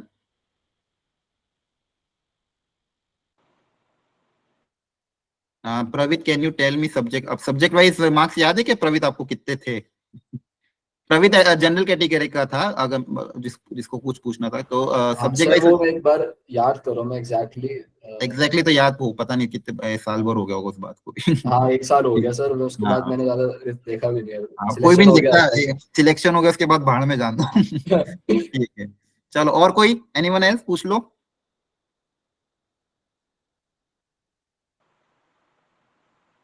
ठीक है, ये अभी पीवाई की भी ज्यादा फोकस करें या फिर मतलब किसी कोचिंग के जैसे पहले प्रैक्टिस मॉड्यूल्स ज्यादा फोकस करें एडवांस के लिए? देखो एडवांस में क्या होता है ना, वो क्वेश्चन ऐसे रिपीट नहीं होते उसमें, बात ये रहती है। तो पीवाईक्यूज करो, पीवाईक्यूज भी कर लो, आपको एक लेवल का आइडिया रह जाता है पीवाईक्यूज के। कोचिंग वाले कभी कभार क्या कर देते हैं, बहुत हाई लेवल का पेपर बना देते हैं, ये हो जाता है कभी कभार। तो अगर मैं प्रेफर करूंगा तो मैं पहले थोड़ा पीवाईक्यूज पे जाऊंगा, और अगर मेरे पास टाइम बच रहा है, फिर मेरा इंटरेस्ट है कि हाँ यार मुझे उस सब्जेक्ट को टाइम देना है और टाइम देना चाहता हूँ, तो मैं दूसरे कोचिंग के मॉड्यूल्स करूंगा I think. But given that आप लोगों के पास 3 वीक्स हैं, तो उसमें बेस्ट ये रहेगा कि जो अपने पीवाईक्यूज करे, ठीक है, जो अवंती के पेपर्स ही मिलेंगे ना आप लोगों को, वो मोर देन सफिशिएंट है। आप उनके क्वेश्चंस को ही प्रैक्टिस करते रहिए, उनके सॉल्यूशन समझिए, वो ज्यादा वो भी अच्छी अप्रोच रहेगी, वो बेटर अप्रोच रहेगी। हाँ इसमें मैं एक पॉइंट ऐड कर देता हूँ। देखो बच्चों, मॉड्यूल क्या है ना, बहुत लेंदी होती है और बहुत सारे क्वेश्चन होते हैं उसमें। अभी अपने पास समय कम है। देखो पीवाईक्यू ऑफ कोर्स ऐसा नहीं होगा कि क्वेश्चन रिपीट होगा, क्वेश्चन रिपीट नहीं होते, लेकिन इस पीवाईक्यू के अंदर जो कॉन्सेप्ट है वो बहुत बार रिपीट हो जाता है। ठीक है, ऐसा होता है बहुत बार कि आपके जो पीवाईक्यू के अंदर आप जो कॉन्सेप्ट अप्लाई कर रहे हो वो कहीं ना कहीं बार बार रिपीट, एक आध बार दो बार रिपीट हो। अब देखो अपने पास समय नहीं है, अपन ये भी नहीं जानते कहाँ से क्वेश्चन आएगा। ठीक है, तो मॉड्यूल का मैं आपको सजेशन नहीं दूंगा फिलहाल के लिए कि मॉड्यूल आप मत करो। आप क्या करो, जो भी चैप्टर के आपको क्वेश्चन सॉल्व करने, पिछले 5 साल के या 10 साल के पीवाईक्यू देखो। उस पीवाईक्यू में भी अगेन मैंने जो इंपॉर्टेंट बात बताई थी, इजी मीडियम क्वेश्चन करो, हार्ड क्वेश्चन मत करो। अभी उस पीवाईक्यू के इजी मीडियम क्वेश्चन आप करो। और अगर आपको किसी चैप्टर के लिए अलग से वर्कशीट चाहिए तो आप मुझे मैसेज कर देना। मतलब ऐसी वर्कशीट करना जिसमें 10-15 क्वेश्चन हो, ऐसी वर्कशीट मत करना जिसमें 40-50 क्वेश्चन हो। तो अगेन आपके पास इतना समय नहीं कि आप 40-50 क्वेश्चन उस चैप्टर के कर पाओ। ऐसी वर्कशीट होनी चाहिए जिसके अंदर 10-15 क्वेश्चन हो, जो डुएबल और उसकी सॉल्यूशन अवेलेबल होना चाहिए, ताकि आपका टाइम वेस्ट ना हो। क्लियर है? तो पहला प्रेफरेंस पीवाईक्यू, उसमें भी लगभग थोड़े बहुत आप पीवाईक्यू ट्राई कर लो, इजी मीडियम लेवल के पीवाईक्यू ट्राई कर लो। वो अगर हो जाता है, आपको एक्स्ट्रा प्रैक्टिस चाहिए तो वर्कशीट ट्राई करो मिनिमम। ठीक है, ओके ओके। हाँ एनीवन एल्स, और कोई क्वेश्चन? सर कॉन्सेप्ट बिल्डिंग के लिए जैसे कुछ चैप्टर्स जो है उनमें बिल्कुल ही नहीं आ पाता है, हो ही नहीं पा रहे होते हैं, तो उनके लिए क्या करें? देखो जो चैप्टर ऐसे हैं जिनके कॉन्सेप्ट बहुत ज्यादा वीक है, या फिर आपको लगता है भाई मेरा ज्यादा वीक है, तो वो उनको तो आप छोड़ ही दो। ठीक है, इसलिए मैंने कहा था मेंस लेवल का बेसिक अंडरस्टैंडिंग सब चैप्टर की रख लो, कुछ स्ट्रॉन्ग चैप्टर अपने कर लो जो आपसे हो पाए। क्लियर है? सर हाँ बोलो यस बोलो। सर। सर मैंने ना क्वेश्चंस करते वक्त, जैसे मैथ्स में ना बहुत सारे चैप्टर्स के क्वेश्चन करते वक्त ना सर, जब ट्राई किया तो सर आधे तक क्वेश्चन पहुंच जाता है सर, लेकिन उसमें हाँ पता नहीं सर एक पॉइंट मिस हो जाता है, जिसकी वजह से क्वेश्चन पूरा अटक जाता है सर। और एडवांस के पीवाईक्यूज के साथ भी मेरे साथ ऐसा ही हो रहा है सर। मैंने 4-5 चैप्टर के पीवाईक्यूज करने के बाद भी सर सब में हो रहे हैं पीवाईक्यूज, हाँ हाँ लेकिन हाँ कुछ चैप्टर्स के ना सर टारगेटेड हो नहीं पाते। जैसे फिजिक्स में तो सर बहुत कम हो पा रहे हैं, मैथ्स में फिर भी अच्छे हो जाते हैं। हाँ हाँ हाँ। तो मतलब सर क्वेश्चन कहीं ना कहीं बीच में अटक रहा है ऐसा? हाँ सर, बीच में ही अटक रहा है। देखो ऐसा अभी क्या मैं अगर बात करूं तो अभी फिलहाल अपना समय तो क्या निकल चुका है, अभी आपके पास और भी कुछ टाइम है। तो आपको इन्हीं लर्निंग से सीखना पड़ेगा एक्चुअली, कि आपका बेसिकली आपको ना बहुत प्रॉपर्ली एनालाइज करना पड़ेगा कि कहाँ पे चीजें मिस हो रही है। क्वेश्चन अगर अटक रहा है तो क्या मैंने कॉन्सेप्चुअली इस चैप्टर को पहले अच्छे से पढ़ा नहीं है, या फिर वो कॉन्सेप्ट मेरे से वीक हो रहा है, या फिर मैं कॉन्सेप्ट को सोच नहीं पा रहा हूँ। ठीक है, मतलब ये थोड़ा सा आपको एनालिसिस करना पड़ेगा, फिर उसको वापस रेक्टिफाई करना पड़ेगा। गलतियां ऑफकोर्स होगी, ठीक है, कोई ना कोई इश्यूज आएंगे, कुछ ना कुछ वो भी चीजें होंगी। तो थोड़ा सा आप उसको एनालिसिस करो कि कहाँ पे मिस्टेक्स हो रही है, और मिस्टेक्स के थ्रू ही धीरे धीरे सीखो। ठीक है, और हाँ कॉन्फिडेंस अंदर रखना, मतलब ये सबके लिए है। कोई भी डीमोटिवेट, देखो अगर मान लो maybe as a teacher या फिर कोई भी बंदा जो तैयारी कर रहा है, अगर मान लो अपन किसी चैप्टर के एडवांस के क्वेश्चन लेने बैठे, 15 क्वेश्चन भी लिए, तो हो सकता है आपसे 3 या 4 क्वेश्चन ही हो, 10 क्वेश्चन ना हो। तो आपको डरना नहीं या फिर डिमोटिवेट नहीं होना। अभी अपन डिमोटिवेट नहीं हो सकता, अपन को बहुत हिम्मत रख के पेपर तक जाना है, और इन दिनों में भी हिम्मत रखनी है। तो आपको ये देखना है कि ठीक है मुझसे अगर 4 क्वेश्चन हुए 15 में से, तो ठीक है 4 हो गए, अच्छी बात है। अब बचे हुए की मैं सॉल्यूशन देख देख के समझ लेता हूँ। अगर सॉल्यूशन से भी आपको समझ में आ जाता है, आपके दिमाग में एक चीज बैठ जाएगी कि हाँ अच्छा अप्रोच करने का ये तरीका है। लेकिन पहले ट्राई करना, 2-3 बार गलत करोगे, फिर सॉल्यूशन आप देखोगे ना, आपको पता चल जाएगा अरे ये गलती हो रही है। तो जो गलती पता चलेगी वो अपने आप में बहुत इंपॉर्टेंट है। जैसे आपका अगर कोई क्वेश्चन अटक रहा है, अटकने के बाद आपने उसका सॉल्यूशन देखा, फिर आपको दिमाग में अरे यार ये साला मैं ये चीज भूल गया था इसलिए क्वेश्चन अटक गया, या फिर आपको अपनी गलती पता चल गई, तो गलती ही आपको आगे सिखाएगी। तो उसको आप पॉजिटिव ही लो अभी फिलहाल के लिए, और ऐसे ही अपना अप्रोच आगे करते जाओ, ठीक है सर आई थिंक हाँ जिसने हाँ। बताया फिजिक्स में प्रॉब्लम आ रही थी। हाँ आनंद किसमें आ रही थी? आनंद राइट? हाँ सर, मेनली फिजिक्स में ही आ रही है। हाँ, फिजिक्स में एक्चुअली क्या होता है ना, बहुत सारे कंसेप्ट इन्वॉल्व होते हैं एक प्रॉब्लम के। वो हाँ वो बोलते हैं वर्क पावर एनर्जी का, बट उसमें सारा रोटेशन काइनेमेटिक्स वो डाल देते हैं। बिल्कुल। तो आई थिंक उसमें चांसेस रहते हैं गलती करने के, क्योंकि आप एक कहीं गलत इक्वेशन लगा दिया देन पूरा रह जाता है। आई थिंक यही हो रहा होगा। वो ये ना हो रहा है। एक्चुअली प्रॉब्लम ये नहीं है, पता है क्या हो रहा है भैया, वो ना मैं जब क्वेश्चन को कर रहा हूँ ना, तो सर ने जैसा थोड़ी देर पहले बताया, क्वेश्चन की लेंथीनेस इतनी है ना कि क्वेश्चन को ना पढ़ने का टाइम ही नहीं दे रहा, और वो जो उन्होंने सर भैया टाइम ना उसको जितना देना चाहिए उतना टाइम में उसको दे नहीं रहा, तो इस वजह से क्वेश्चन होता भी नहीं। और क्या हो रहा है भैया कि ना एनालाइज करो ना, जब तक क्वेश्चन को पहले एनालाइज कर रहा हूँ, उसके बाद उसको सॉल्व करने जा रहा हूँ, तो इसमें बहुत इधर टाइम टेकिंग हो जाता है, उसके बाद क्वेश्चन भी नहीं होता, तो उसमें प्रॉब्लम क्रिएट हो जाती है। अच्छा बट केमिस्ट्री हाँ यहाँ पे एक चीज पूछना चाहूंगा, पर क्वेश्चन कितना टाइम जा रहा है अगर थोड़ा ध्यान हो तो? सर 10 मिनट्स चलेगा। देखो अगर पर क्वेश्चन 10 मिनट जा रहा है तो कोई दिक्कत वाली बात नहीं मेरे हिसाब से। तो फिलहाल अगर आप एडवांस की तैयारी कर रहे हो और आपका पर क्वेश्चन 5 से 10 मिनट जा रहा है तो भी कोई दिक्कत नहीं है। हाँ सर, सर एरिया के क्वेश्चन में तो कभी कभी 16 मिनट भी लग जाते हैं। चलेगा चलेगा। देखो अभी इनिशियल प्रिपरेशन टाइम है ना, तो 15 मिनट तक भी जाता है, लेकिन अगर 15 मिनट देने के बाद आपको एटलीस्ट उस क्वेश्चन को समझ में आ रहा था, कॉन्सेप्ट क्लियरिटी हो जाती तो अच्छी बात। ऐसा मत करना कि आधा घंटा किसी क्वेश्चन में दे दो। अच्छा मैं आपको जैसे बताऊं, 3 घंटे का अपना पेपर होता है राइट। 3 घंटे के पेपर में पर सब्जेक्ट अपन 1 घंटा माने, अगर अभी मैंने आपको बताया कि अगर आपको फॉर एग्जाम्पल 4 से 5 क्वेश्चन को टारगेट करना है, फॉर एग्जाम्पल 5 क्वेश्चन की अगर मैं बात करूं 60 मिनट के हिसाब से, तो पर क्वेश्चन वैसे भी कितना मिल रहा है मुझे? 12 मिनट है ना, लगभग 12 मिनट। तो 12 मिनट मुझे पर क्वेश्चन में मिल रहा है, तो उसमें भी 12 मिनट अपन पूरा काट देते, 12 में से अपन 8 मिनट, बाकी 3-4 मिनट अपन बाकी क्वेश्चन को पढ़ने में मान लो निकालो। तो पर क्वेश्चन जेईई एडवांस में मुझे 6 क्वेश्चन में मैं मैक्सिमम बता रहा हूँ, ठीक है। हो सकता है आपसे 3 या 4 क्वेश्चन हो, तो 4 क्वेश्चन भी अगर आप करते हो तो पर क्वेश्चन आपको लगभग 15 मिनट मिल रहा है, ठीक है, एग्जाम के टाइम पे भी। तो आप वहां पे भी स्ट्रेटेजाइज कर सकते हो। अगर आपका पर क्वेश्चन 7 मिनट भी जा रहा है, कोई क्वेश्चन लेंदी पे, तो डरना नहीं है, चलेगा। एग्जाम में भी अगर मान लो 5-7 मिनट में कोई क्वेश्चन जा रहा है तो चल जाएगा, ठीक है। तो अभी प्रिपरेशन के टाइम पे आप 10 मिनट इन्वेस्ट कर सकते हो पर क्वेश्चन। सर हाँ सर कई बार क्या होता है, क्वेश्चन जो मैथ्स का होता है वो मल्टी कॉन्सेप्ट होता है कि लिमिट एओडी वेक्टर 3D एक साथ घुसेड़ देते हैं, तो उसमें ना टाइम लगता है। और कई बार होता है जैसे हमें लिमिट का कॉन्सेप्ट नहीं पढ़ा तो हमसे वो क्वेश्चन होता नहीं है, तो 1-2 पार्ट हो जाते हैं, बाकी नहीं होता, तो उसको हम मान ले अपनी तरफ से कि हम इतना ही पढ़ के जाएं तो हम कर लेंगे क्वेश्चन, या पूरा ही पढ़ लें फिर हम। देखो ऐसा होगा कि मान लो अगेन मैंने सेम चीज बताई थी, हर चैप्टर का बेसिक करके जाओ। पहली चीज तो ये कोशिश करना कि हर चैप्टर का आपके फॉर्मूला एटलीस्ट थोड़े थोड़े ध्यान हो, जो जितना मेंस लेवल है, मेंस से भी थोड़ा कम भी करोगे तो भी चलेगा।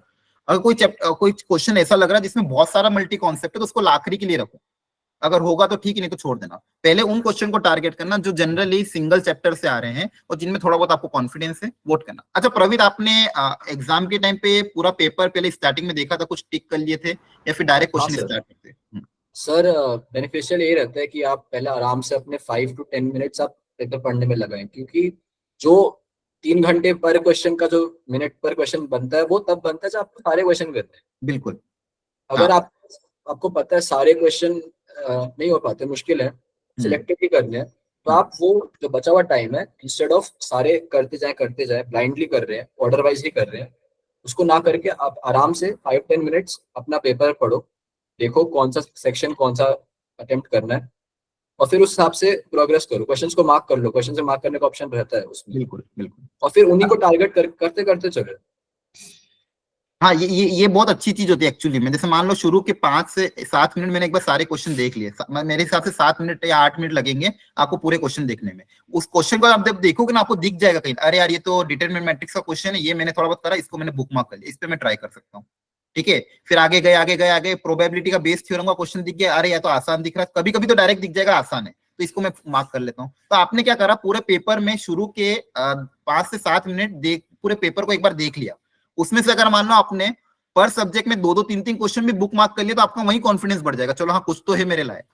उस कॉन्फिडेंस में आप मीडियम क्वेश्चन भी करके आ जाओ, ठीक है, तो आपको एक डायरेक्शन मिल जाएगा कि मुझे पहले किनको अप्रोच करना है, समझ में आ रहा है। तो आप ये स्ट्रेटेजी अपना सकते हो कि शुरू के 5 से 10 मिनट आप क्वेश्चन को एक बार देख लो पूरे पेपर को कि हाँ इस बार पेपर का लेवल कैसा आ रहा है, या फिर किस तरह के क्वेश्चन है, किस चैप्टर से क्वेश्चन आ रहे हैं। जो मेरे थोड़े बहुत अच्छे चैप्टर जो मैं थोड़ी तैयारी करके आया हूँ, क्या उससे इजी मीडियम लेवल का क्वेश्चन आया है, हो सकता है उससे टफ क्वेश्चन आया तो उसको भी आप छोड़ सकते हो, लेकिन अगर उससे इजी मीडियम क्वेश्चन आया तो उसको आप बुक मार्क कर लेना, ठीक है। सर एक चीज और पूछनी थी भैया से। हाँ हाँ पूछो पूछो। भैया ये आपने रोटेशनल मोशन कैसे हैंडल किया? एक्चुअली फिजिक्स अलग से कुछ हैंडल नहीं करा था मैंने, नॉर्मल पीवाईक्यूज वगैरह करते करते जो हो गया था मेरा वैसे ही था। अलग से ऐसा कुछ रोटेशनल मोशन में क्या रहता है, आपके बाकी चैप्टर्स के कंसेप्ट भी थोड़े सही होने चाहिए। नहीं बाकी सर physics- हाँ बोलो। नहीं भैया ऐसे होता है ना कि बाकी मैकेनिक्स तो ठीक है, रोटेशनल में वो कुछ भी पूछ लेते हैं, हाँ तो फिर दिक्कत होती है। सारे मैकेनिक्स से कंफ्यूज हो जाते हैं हाँ उसमें। रोटेशनल मोशन एक्चुअली वो सारा मैकेनिक्स ही आ जाता है उसमें। तो अगर इसमें दिक्कत आ रही है तो फिर क्या कर सकते हैं इसमें। अगर रोटेशनल में दिक्कत आ रही है तो फिर कुछ कंसेप्ट्स हैं जो सिर्फ रोटेशनल में आते हैं, उनको अच्छा करो। और वही बात है, जो सॉल्यूशन जब देख रहे हो उसका, तो उसमें देखो कि अगर वो कुछ घुमा रहे हैं, कोई भी चीज घुमा रहे हैं, तो किस तरह से घुमा रहे हैं और उसमें क्या कंसेप्ट लग रहा है, क्या क्या चीजें कंजर्व्ड है। बेसिकली कंजर्वेशन लॉस तो पढ़े होंगे, एग्रोमेंटल बाय सारे। हाँ भैया। हाँ, तो उसमें वो थोड़ा ना पैटर्न देखने की कोशिश करो कि अच्छा अगर मैं ये चीज ऐसे कर रहा हूँ या फिर ये टॉर्क यहाँ से पास कर रहा है, कुछ भी हो रहा है, तो ये क्वांटिटीज कंजर्व्ड है। उससे तो अपनी इक्वेशंस बनाना स्टार्ट करो। मेरी एक जनरल एडवाइस तो यही रहेगी। बाकी प्रैक्टिस करते रहो, और प्रैक्टिस का कोई सब्स्टिट्यूट नहीं। ओके भैया। अच्छी प्रैक्टिस करो। दादा मेरा ये डाउट था कि जैसे मेंस में इस साल बहुत सारे चैप्टर्स, केमिस्ट्री में स्पेशली बहुत सारे चैप्टर्स के पार्ट ही रिमूव कर दिए थे। हाइड्रोजन और बहुत सारे एस ब्लॉक के, पी ब्लॉक का भी बहुत कुछ, बोराक्स, ये सब रिमूव कर दिया था। एनवायरमेंटल और वो भी मतलब पॉलीमर्स भी रिमूव कर दिया था। पॉलीमर्स और एनवायरमेंटल तो कर दिया, ओसी स्ट्रॉन्ग हो गया, लेकिन जो इनऑर्गेनिक हैं उसके नोट्स पड़े मेरे पास। लेकिन उनको पढ़ने में अब टाइम दूं कि जो डी ब्लॉक कोऑर्डिनेशन है उसको स्ट्रॉन्ग करूं। वो सब्सटेंशियली स्ट्रॉन्ग है मेरा मेंस लेवल पे भी, लेकिन क्या इसको टाइम दूं मतलब नोट्स और उसमें, क्योंकि थोड़ा टाइम जाएगा उसको बनाने में। कुछ बनाने में हाँ नोट्स बना के मतलब प्रॉपर सॉल्व करने में पीवाईक्यूज उसके, हाइड्रोजन हो गया और पी ब्लॉक के हो गए, बाकी जितने टॉपिक्स लेफ्ट आउट थे। पी ब्लॉक में या फिर जो इनऑर्गेनिक से, जहां तक मुझे मेरे पेपर का याद आ रहा है, उसमें हमें ना सॉल्ट एनालिसिस के टेस्ट पूछते थे हमसे, टेस्ट वगैरह ज्यादा पूछते थे। और अगर नोट्स तुम बना रहे हो तो फिर देखो, नोट्स बनाने का इस वक्त time, I don't think time है। नहीं बिल्कुल नोट्स नहीं। तुम बना के लिखो। तो अगर जैसे तुम पढ़ रहे हो तो एनसीईआरटी काफी रहती है, एनसीईआरटी से बाहर ज्यादा नहीं पूछते। तो हाइलाइटर लो और एनसीईआरटी को हाईलाइट करते करते पढ़ते रहो। ऐसे अब तुम बनाने जाओगे तो मुश्किल या है। फिर हाँ कोई अगर जो बहुत सारे लोगों ने बना के भी रखते, प्रिंटेड मिलते हैं, या फिर मैंने आपको अभी एक गूगल ड्राइव शेयर की थी, उसमें कुछ चैप्टर के शॉर्ट नोट्स भी अवेलेबल हैं। अगर आपको अलग से और चाहिए हो तो मुझे मांग लेना, तो मैं आपको अलग से उस चैप्टर वाइज शॉर्ट नोट दे दूंगा। तो वो जो रेडीमेड ऑलरेडी बने हुए हैं, उन्हीं शॉर्ट नोट को आप रेफर करके उन्हीं में कर लो, क्योंकि आप अपने पास समय इतना भी नहीं है कि अपन पूरा चैप्टर डिटेल में पढ़ें। एनसीईआरटी में आई थिंक पूरा पढ़ने का टाइम शायद ही होगा, तो आप किसी रेडीमेड शॉर्ट नोट को ही रेफर कर लो अगर आपको करना ही है तो, ठीक है। अच्छा, ये बहुत बड़ा सबके साथ डाउट आ रहा होगा कि जो चैप्टर मेंस में डिलीट हो गए थे उनके साथ अब क्या करना है, ठीक है। देखो पहला आपका प्रेफरेंस ऑफ कोर्स यही होना चाहिए कि जो मेंस लेवल पे आपने अच्छे से किया उन्हीं को तो पहले स्ट्रॉन्ग करो। मेंस लेवल में जो डिलीटेड हो गए हैं, उन डिलीटेड भी अगर आपको थोड़ा कॉन्फिडेंस है कि नहीं ये पढ़ के मैं पढ़ सकता हूँ, तो जाना उसमें भी वन शॉट अगर देख पाओ तो ठीक है, नहीं तो उसको आप अभी के लिए छोड़ दो, चलेगा। क्योंकि आपको पूरा सिलेबस नहीं करना डिटेल में, अपने पास समय इतना है नहीं कि आप पूरा सिलेबस डिटेल में करो। तो आपके जो मेंस लेवल के भी जो कॉन्सेप्ट है उनको भी अगर आपने स्ट्रॉन्ग करके अच्छे से तैयारी कर ली, प्रैक्टिस कर ली, तो भी वो काम हो जाएगा। आपको सारा हर चैप्टर के हर डीप कॉन्सेप्ट में नहीं जाना, क्लियर है। जैसे अगर मैं एग्जांपल के तौर पे समझाऊं, कोई भी एक चैप्टर ले, कॉम्प्लेक्स नंबर ले लिया। अब कॉम्प्लेक्स नंबर में ऑफकोर्स अपन ने ज्यादा से ज्यादा क्यूब रूट ऑफ यूनिटी तक पढ़ा होगा, ज्योमेट्री ऑफ कॉम्प्लेक्स नंबर नहीं पढ़ा है। तो अगर आप अब ज्योमेट्री ऑफ कॉम्प्लेक्स नंबर के पीछे जाओगे तो आपका टाइम वेस्ट हो जाएगा। लेकिन अगर आप कॉन्जुगेट और आर्ग्यूमेंट को भी ढंग से पढ़ जाओगे तो भी फायदा है, क्योंकि उसके भी क्वेश्चन आते हैं, ऐसा नहीं कि उसके क्वेश्चन नहीं आएंगे। कॉन्जुगेट आर्ग्यूमेंट पढ़ लिया, क्यूब रूट ऑफ यूनिटी पढ़ लिया, इतना सफिशिएंट है। आप ज्योमेट्री वाला पोर्शन छोड़ सकते हो जो आपने मेंस लेवल पे नहीं किया था। लेकिन अगर आपको लग रहा है कि नहीं यार ये ज्योमेट्री वाला क्वेश्चन में वन शॉट देख के समझ के कर सकता हूँ, तो आप उसका वन शॉट देखो, उसके थोड़े बहुत क्वेश्चन सॉल्व करो, फिर आगे बढ़ जाओ। ठीक है, ठीक है, ठीक है, thank you sir, thank you okay. दादा। सर एक चीज और पूछनी है। हाँ पूछो पूछो, जल्दी पूछो। सर ये जैसे पेपर दे रहे होते हैं ना, तो जैसे एडवांस का दिया तो उसमें जैसे 1.5 घंटा हो गया। अब हाँ। उस 1.5 घंटे में जितने आते हैं ना वो तो हो गए, लेकिन फिर उसके बाद समझ ही नहीं आता कि करे क्या। और सब मतलब ऐसा लगता है कि पेपर बंद ही कर दो, बस हो गया। हाँ ठीक है, बहुत सी बार ऐसा होता होगा कि 1.5 घंटे लग रहा है कि अब क्या करे, सो जाए क्या, नींद निकाल ले क्या। सोना मत, ठीक है। अब बंद मत करना। आप देखो इसमें ये काम कर सकते हो, for example multiple choice correct जो क्वेश्चन है जिसमें आपने छोड़ दिए, उन पे एक बार चले जाओ। हो सकता है उन पूरा क्वेश्चन ना हो रहा, लेकिन उसमें एक आधा ऑप्शन आपसे हो जाए। वापिस से क्वेश्चन को रिविजिट करो। बहुत सी बार क्या होता है कि अपन बस जल्दी जल्दी में इजी क्वेश्चन को भी छोड़ देते हैं। तो अगर आपके पास 1.5 घंटा है ना, तो वापिस से सारे क्वेश्चन को रिविजिट करो, कहीं ना कहीं आपको वो मिल जाएगा। मतलब एक है ना, हीरा ढूंढना है पूरे खेत में, तो आपको वापस से ढूंढना पड़ेगा कहीं ना कहीं इजी क्वेश्चन, या फिर किसी पर्टिकुलर ऑप्शन आपको इजी मिल जाए, जिसमें नेगेटिव मार्किंग नहीं है, उनको थोड़ा सा ट्राई कर लो।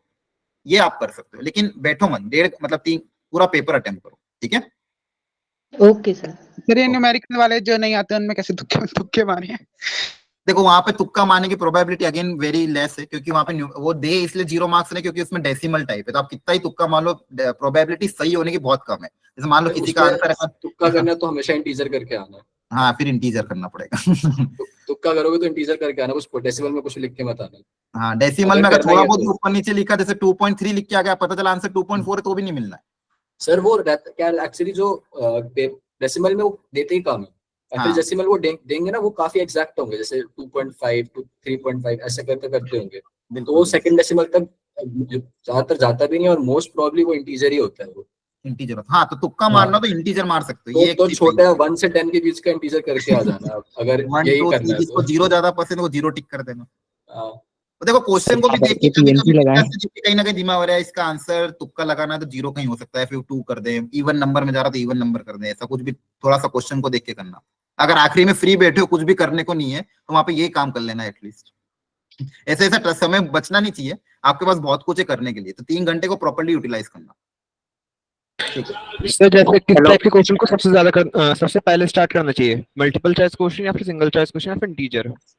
देखो मेरे हिसाब से तो किसी को भी वैसे कर सकते हैं, लेकिन आप पहले सिंगल करेक्ट पे जाओ, क्योंकि सिंगल करेक्ट में आपके पास पता है भी इसका एक ही ऑप्शन करेक्ट है, उसमें से अगर जो हो रहे हैं उनको करना, जो नहीं हो रहे उनको छोड़ देना, नेगेटिव मत करना। देखो मैं बार बार बोल रहा हूँ, पूरा पेपर में नेगेटिव करके आओगे तो बहुत नुकसान है, तो नेगेटिव कोशिश करना कि ना हो।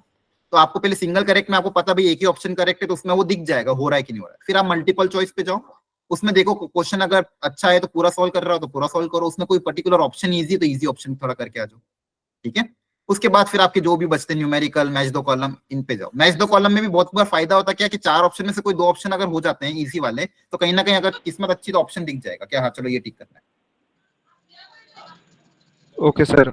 ओके सर जब मैं टेस्ट देता हूँ ना, हाँ तो सर ऐसा लगता है कि सर ज्यादातर क्वेश्चन हो रहे हैं, लेकिन सर 5 मिनट बाद जब सर क्वेश्चन पे वेस्ट करने के बाद सर क्वेश्चन का आंसर ही नहीं आता है। एक मिनट वापिस हरिओम पूछना, सॉरी मेरा वापिस पूछना, सॉरी। सर जैसे टेस्ट जब देते हैं तो सर जैसे क्वेश्चन आता है सामने, तो ऐसा लगता है कि सर हो जाएगा, हाँ हाँ और सर हाँ मतलब अप्रोच सब लग जाता है आखिरी तक, बस आंसर में मेरे ख्याल से थोड़ा बहुत रह जाता है। फिर सर वहां पर आकर ऐसा लगता है कि तुक्का मार देता हूँ आसपास में कहीं। हाँ वो होता एक मिनट, एक बार सब लोग अपने कैमरा ऑन कर लो यार, देखना भी है सबको, थोड़ा अच्छा भी लगेगा डिस्कशन करने में। कैमरा ऑन कर लो, फिर अपन मजा आएगा, मतलब जैसे भी हो, शक्ल कैसी भी हो रही हो, बाल बिखरे भी हो, चलेगा जहां पे भी बैठे हो।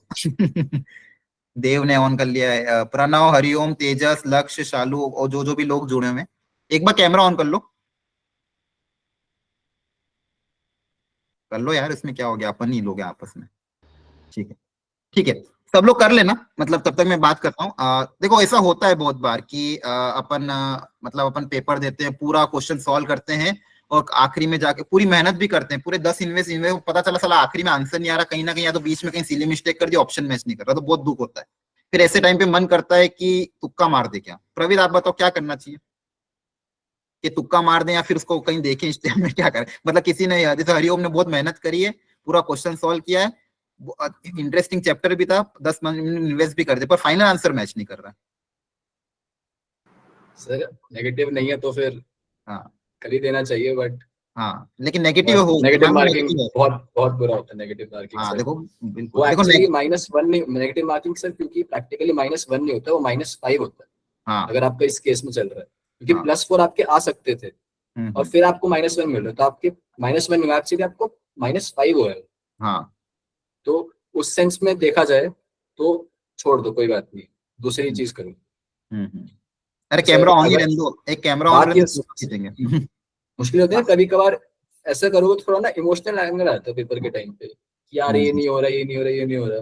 आपको पेपर में थोड़ा इमोशन थोड़ा साइड रख के काम करना चाहिए, क्योंकि सर मैं भी बात करता हूँ, मैं भी IIT में अभी हॉस्टल में इनफैक्ट फ्रेंड्स का सुनता हूँ, वो अपनी कोचिंग की स्टोरीज बताते रहते हैं। किन किन का ऐसे भी बहुत होते हैं कि जिनका पता था होना इसका तो हो ही जाएगा, फिर भी वो एग्जाम में कुछ ना कुछ करके आ जाते हैं, मतलब बिल्कुल जिस वजह से नहीं हो पाता। हाँ, गड़बड़ करके आ जाता, मतलब बहुत से मेरे साथ भी ऐसा हुआ था कि एक बच्चे को मैंने 2 साल पढ़ाया, ऐसा था कि भाई ये टॉप IIT में जाना है, लेकिन उसने एग्जाम में ऐसी कुछ चीजें कर दी, उसका सिलेक्शन नहीं हो पाया। ऐसा होता है। तो सर भाई, तो जो भी है अपना अच्छी ठीक है, अच्छी बात है, एक चैप्टर स्ट्रॉन्ग करा है, आखिर तक पहुंचे, ओके, बट अगर वो नंबर नहीं ला रही चीज तो एट दैट नंबर नहीं ला रही। इमोशनल एस्पेक्ट साइड रख के प्रॉपर पेपर करो, नहीं आ रहा कोई बात नहीं, अगला क्वेश्चन। बिल्कुल देखो, हाँ, छोड़ने में बहुत है ना, कॉन्फिडेंटली छोड़ना है। अरे चलो नहीं हुआ, ठीक है, आगे बढ़े आगे बढ़े। डर मतलब आखिरी तक आपके पास 3 घंटे हैं, ऐसा नहीं कि अपन हाफ रनवे में अपन डर जाए, अरे मैंने इतने क्वेश्चन छोड़े। डरना नहीं है, क्वेश्चन छोड़ने में घबराना नहीं है। मेरे को टोटल 54 क्वेश्चन है, 54 क्वेश्चन में मुझे 10 क्वेश्चन पहले टारगेट करना है, तो 10 क्वेश्चन में आपको 40 क्वेश्चन तो यूं भी छोड़ना है। तो उन क्वेश्चन को छोड़ने में घबराना नहीं है। चलो मतलब ऐसा नहीं हो रहा है मैं से कितने क्वेश्चन में छोड़े जा रहा हूँ। आपको तो क्या करना है भाई, मुझे उस खेत में से इजी क्वेश्चन पिकअप करना, मतलब डायमंड को सिलेक्ट करना है। इजी क्वेश्चन जहां मिला वहां पिकअप किया। हाँ, कभी कभी कोई क्वेश्चन में कभी कभी क्या होता है कि अपन पूरा अप्रोच करते हैं, कहीं ना कहीं बीच में सिली मिस्टेक कर देते हैं, या फिर क्वेश्चन को पढ़ने में कहीं डेटा इन्वॉल्व नहीं करते हैं, या फिर कहीं यूनिट्स का इन्वॉल्वमेंट नहीं होता है। तो अगर ऐसा कभी हो कि आपने किसी क्वेश्चन में 5 से 10 मिनट इन्वेस्ट कर दिया, आपका फाइनल आंसर मैच नहीं कर रहा, तो आप उसको एक बार रीचेक करो कि कहीं मैंने डेटा में कैलकुलेशन मिस्टेक तो नहीं कर दी, क्वेश्चन को पढ़ने में कहीं ध्यान से तो नहीं देखा, कोई गिवन कंडीशन को इन्वॉल्व किया कि नहीं किया। कभी कभी वो चुपके से छोटी सी लाइन में लिख देते हैं मॉड है ग्रेटर देन 1, या फिर ऐसा कुछ पॉजिटिव होना चाहिए, कोई छोटी सी कंडीशन लिख देते, तो उस कंडीशन को आपने इन्वॉल्व किया नहीं किया वो आपको देखना है। हाँ सर, ये थोड़ा रहता है उसमें ना, जैसे ठीक है उस टाइम पे नहीं करा, जो बाकी इजी जो मैं कह रहा था, इन्वेस्ट कर रहा था मार्किंग पे, तो पहले 5 to 10 मिनट्स आपने दिए उसमें क्वेश्चंस मार्किंग पे फोकस रहेगा, तो आपको वो नहीं करा, ठीक है वो लगा इजी था, नहीं हुआ, दूसरा इजी करा, बाद में अपना वॉशरूम गए, फ्रेश होके आए, फिर से उस क्वेश्चन पे अटेम्प्ट करो, क्या पता अप्रोच मिल जाए। अच्छा, बीच में जा सकते हैं उठ के वॉशरूम वगैरह? हाँ सर, वो तो हाँ ठीक है, फिर तो ये जा सकता, अच्छी बात है। तो उठ के ऐसा लग रहा हो बहुत ज्यादा घबराहटपना हो रहा हो, लग रहा हो कि थोड़ा माइंड सेट करो अपना, फिर बीच में सारे हो गए इजी वाले, माइंड सेट करो, थोड़ा आराम से डीप ब्रीथिंग करो, वापस जाओ उस क्वेश्चन पे। अगर इतने आगे तक आ गए हो तो मोस्ट प्रोबेबली सॉल्व हो जाएगा सेकंड अटेम्प्ट। बिल्कुल हाँ, ऐसा एक्चुअली घर पे भी होता होगा आपके साथ। जैसे मान लो कोई क्वेश्चन अपन सुबह सॉल्व कर रहे थे, नहीं हुआ, शाम को वापस उसी क्वेश्चन को अटेम्प्ट किया तो हो जाता है मैक्सिमम सबके साथ। क्योंकि होता क्या है, अपन जब वापस उस क्वेश्चन को अटेम्प्ट देखते हैं तो अलग एंगल से देखते हैं। अच्छा, ये चीज बहुत मैंने मेंस में भी बताई थी आपको। आपके पास एक वो शायद वो देंगे टैब, मतलब एक वर्कशीट देंगे, या तो कागज देंगे या फिर वो एक छोटा सा वो देंगे पैम्पलेट टाइप। उसमें अगर कोई क्वेश्चन ऐसा लग रहा हो ना कि पूरा सॉल्व हो गया, साला फाइनल आंसर मैच नहीं कर रहा है, तो उस कागज को उठा के थोड़ा साइड में कहीं रख दे। उस क्वेश्चन को आप है ना 1 घंटे बाद वापस से रीअटेम्प्ट करना, तो 90% चांसेस है आपको क्वेश्चन वापस हो जाएगा। उसमें उस वक्त टाइम मत इन्वेस्ट करना कि 10-15 मिनट और दे दिए। हाँ, जहां तक वो वर्क जो बुक देता है, बुकलेट देता है एडवांस, उसका बेनिफिशियल ये रहता है कि आप उसको भी अच्छे से मैनेज करें। लाइक एक क्वेश्चन और दूसरे क्वेश्चन के बीच में क्लियरली दिख जाना चाहिए कि हाँ यार मैंने ये स्टेप करे, यहाँ पे एक क्वेश्चन खत्म हो रहा है, यहाँ पे दूसरा क्वेश्चन स्टार्ट हो रहा है। क्या होता है ना, कभी कभार जब तुम वापस, जैसे उसके साथ हो रहा है, वापस क्वेश्चन पे जाओगे तो एक बार तुम्हें अपनी अप्रोच दिख जाएगी। तुम अगर तुम आधी चीजें मन में कर रहे हो और रैंडमली कर रहे हो हर जगह, तो उससे जब वापस आने में दिक्कत हो जाती है। तो अपना जो वर्क पार्ट मिलेगा तुम्हें, उसको भी थोड़ा ऑर्गेनाइज करने की कोशिश करो। तो क्या करना, जैसे पेपर सॉल्व कर रहे हो तो जो रफ वर्क है थोड़ा सा उसको ऑर्गेनाइज करना अपना।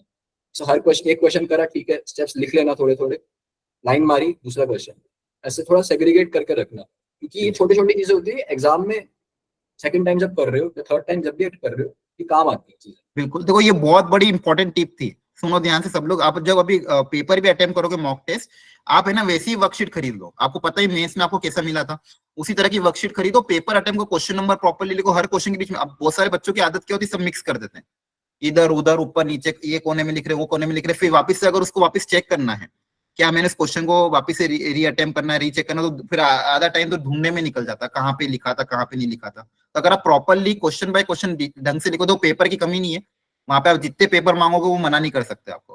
तो आप अच्छे से question by question physics chemistry maths को अच्छे से अटेम्प्ट करो और क्वेश्चन बाय क्वेश्चन प्रॉपर्ली लिखो, क्योंकि आपके पास समय बहुत रहेगा। अगर फॉर एग्जाम्पल पूरे पेपर में आपने 10 क्वेश्चन भी किए हैं, आखिरी का आधा घंटा बच रहा है, उन 10 क्वेश्चन को वापस अगर आपको रीचेक करना हो या फिर कोई क्वेश्चन जो आधा हटका था उसको वापस से रीअटेम्प्ट करना, तो आप देख सकते हो। वो कब दिखाएगा, जब आपने क्वेश्चन को बहुत प्रॉपर्ली किया है।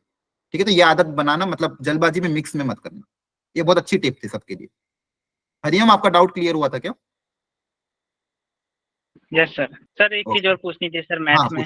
हाँ पूछो। सर मेरा कैलकुलस सर बहुत ज्यादा वीक है, जैसे मेंस के लिए भी बहुत वीक था। हाँ। तो सर अब क्या करें इसके लिए? देखो, अगर कैलकुलस वीक है तो देखो, कैलकुलस में अगर मैं बात करूं तो हाई वेटेज में डेफिनेट इंटीग्रेशन और एप्लीकेशन और डेरिवेटिव आता है।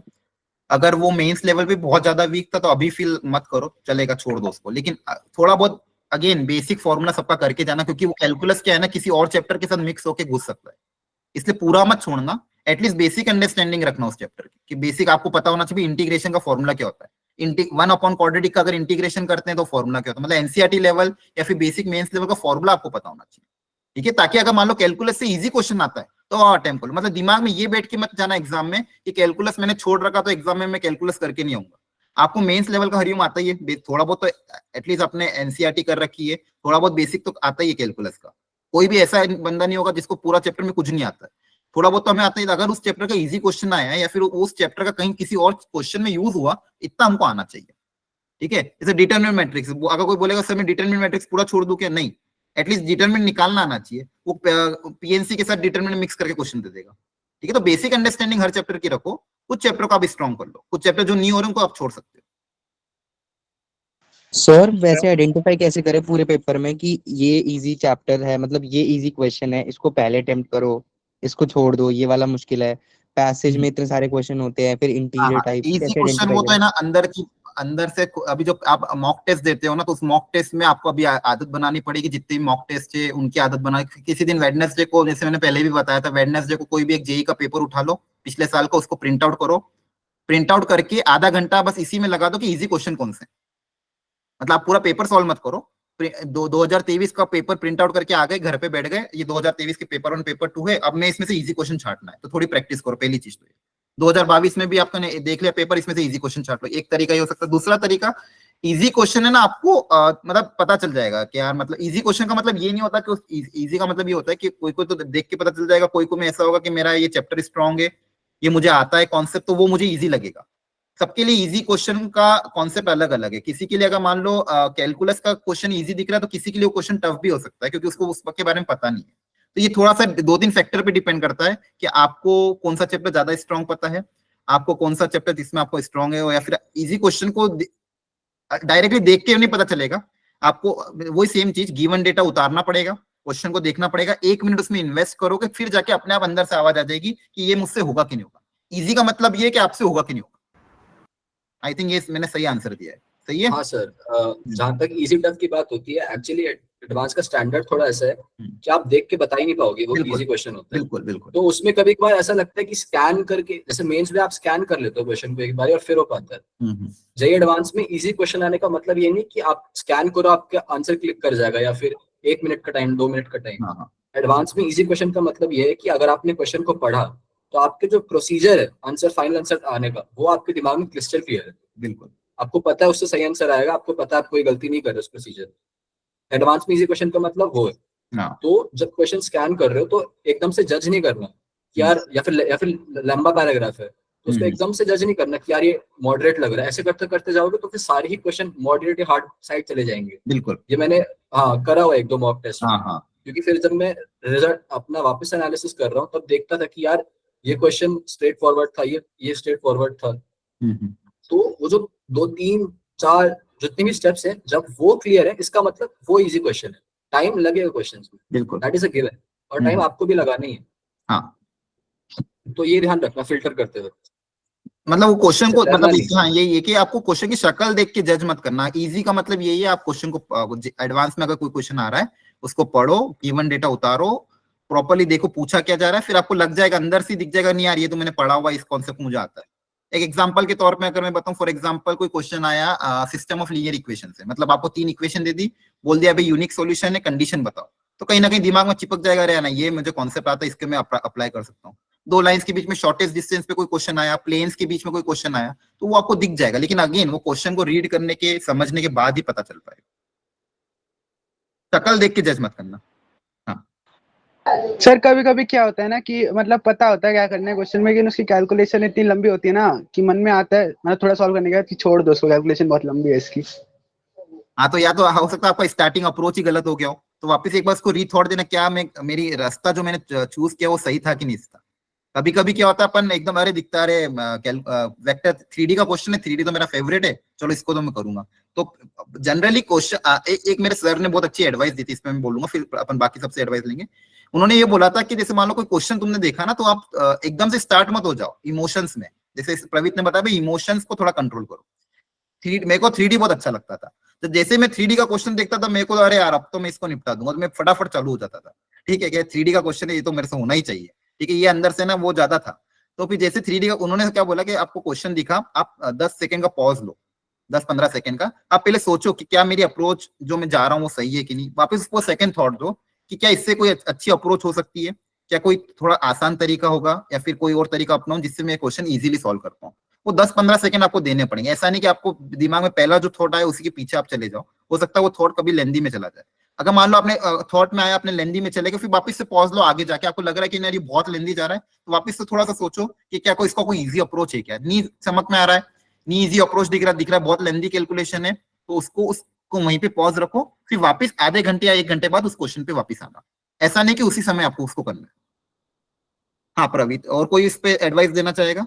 पुराने बच्चे भी दे सकते, प्रवीत भी दे सकते। काफी सर यही चीज होती है सर, कैलकुलेशन लेंदी जा रही है तो क्या पता इनिशियल अप्रोच में कुछ मिस्टेक हो, या फिर इक्वेशन में कुछ मिस्टेक कर दिए, लिखते लिखते कुछ कैरी डाउन करते कुछ टर्म्स कैंसिल नहीं करी, एंड देन लंबी कैलकुलेशन जा रही है।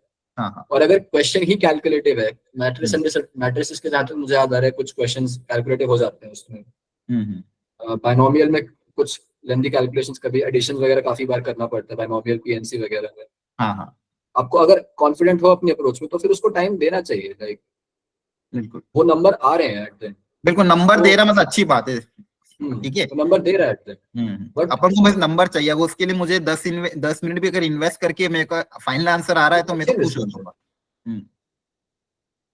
और प्रैक्टिस करते रहो, फिर धीरे धीरे पेस बढ़ जाएगी अपनी कैलकुलेशंस की, प्रैक्टिस पर वापस। ओके ओके भैया। सर थोड़ी देर पहले सर आपने भैया ने एक बात कही थी सर कि PYQs करने की सर, तो सर अभी थोड़े दिन से ना मैं थोड़ा सा ना गलत अप्रोच से ना एडवांस की तैयारी कर रहा था एक्चुअली, कि पहले थ्योरी रीड कर रहा था उसके बाद क्वेश्चन कर रहा था। तो सर मैंने कल 3D का पूरा थ्योरी रीड किया, उसके बाद PYQs की, सर सारे बन गए, लेकिन सर उसमें ज्यादा मैंने देखा कि ना मोस्टली PYQs प्लेन्स के ऊपर पूछ रखे थे। तो सर मेरे माइंड में आया कि मैंने बहुत सारे ऐसे टॉपिक्स पे भी टाइम वेस्ट कर दिया जिनका कोई उतना था नहीं। तो सर ये अप्रोच कि पहले PYQs कर लूं, जो इम्पोर्टेंट लगे उसके ऊपर सबसे पहले जाऊं। और सर सिमिलरली सर मेरा कोऑर्डिनेट ज्योमेट्री वीक है थोड़ा सा, मेरा मेन भी वीक था, तो सर मैंने पिछले ईयर के क्वेश्चंस देखे तो टेंजेंट्स एंड नॉर्मल्स पे क्वेश्चन है सर उसके ऊपर, और क्वेश्चन है और ज्यादा टफ नहीं है सर। तो टेंजेंट्स और नॉर्मल्स को सबसे पहले टारगेट कर लूं। बिल्कुल, देखो बहुत अच्छा, मतलब आनंद ने एक बहुत अच्छी एडवाइस दी है, मतलब मेरे से भी बहुत, मतलब पूरे सेशन की सबसे बेस्ट एडवाइस मान लो ठीक है। आनंद ने अपने एक्सपीरियंस को क्या शेयर किया कि भाई आप लोग क्या करो, अपन जनरली करते हैं पूरा थ्योरी पढ़ते हैं फिर अपन क्वेश्चन पे जाते हैं, तो कहीं ना कहीं लगता है कि यार ये क्या कर दिया। तो आप ये कर सकते हो, डायरेक्टली क्वेश्चन के साथ साथ अटेम्प्ट करो, PY के अपने 10 साल की देख लियो, आइडिया लग जाएगा कि नहीं यार ठीक है इसमें ये वाली थ्योरी मेरी वीक है, तो फिर उस थ्योरी पे आप अप्रोच करो। पूरे चैप्टर की थ्योरी पढ़ोगे फिर क्वेश्चन पे जाओगे तो टाइम वेस्ट हो जाएगा, ठीक है। तो गुड आनंद, ये भी एक एक्सपीरियंस शेयर था। और भी किसी को कोई अच्छी एडवाइस मिली हो, आपने अपनी तैयारी में कोई ऐसी चीज अपनाई हो जो आपको फायदा कर रही हो, जिसको शेयर करना है सर? हाँ तेजस। सर पेपर 2 में एफिशिएंसी नहीं आ पाती बिल्कुल, लास्ट ईयर भी यही हुआ था, पेपर 1 ठीक हो गया था तो पेपर 2 बिल्कुल ही बेकार हुआ, तो इसलिए फिर हाँ, तो वो एग्जॉशन की वजह से हो सकता है सर। वो हाँ बिल्कुल। उसका एडवाइस तो है कि रेस्ट करो, जो 1.5 आवर मिलता है आई थिंक 2 पेपर के बीच में ना। हाँ 1 से 2 2 hours। घंटे मिल जाते हैं, 2 घंटे मिल जाते हैं। हाँ हाँ, तो उसमें रेस्ट करो। लाइक जैसे अगर सेंटर से बाहर आ गए अपना, ठीक है, कुछ कुछ खा लिया, फ्रूट खा लिया, कुछ कुछ हल्की चीज खा ली, और वापस से अंदर जल्दी बिल्डिंग में चले जाओ, और वहां पे अच्छा, वहां पे जो सेंटर होता है ठंडा होता है, वहां पे आराम से हेड डाउन करके बैठ जाओ। बिल्कुल। वो जो मेंटल फ्रस्ट्रेशन है वो वो बेसिकली फ्रस्ट्रेशन की वजह से, और कोई रीजन नहीं है उसका। एग्जॉशन, मेंटली एग्जॉस्ट हो जाते हैं एक पेपर के बाद, बट उसका क्या करना, थोड़ा रेस्ट करना है 2 पेपर्स के बीच में अपना, और जो पहले पेपर में जो भी गलतियां थी वो सब छोड़ के एक फ्रेश स्टार्ट करना है। अपने आप को बेसिकली फ्रेश रखना, जितना फ्रेश रख सकते हो, मेन चीज ये है। तो वो रेस्ट करो उससे पहले, ठीक है ना। सेंटर में वापस, बिल्डिंग में वापस चले जाओ, जस्ट बिकॉज सारे बच्चे बाहर हैं इसका मतलब थोड़ी कि हम नहीं जा सकते अंदर, वापस चले जाओ अंदर, हेड डाउन करके बैठ जाओ, और अच्छा हो जाएगा। बस यहाँ ये ध्यान रखना सब लोग कि कोई भी दोनों पेपर के बीच में हैवी खाना मत खाना।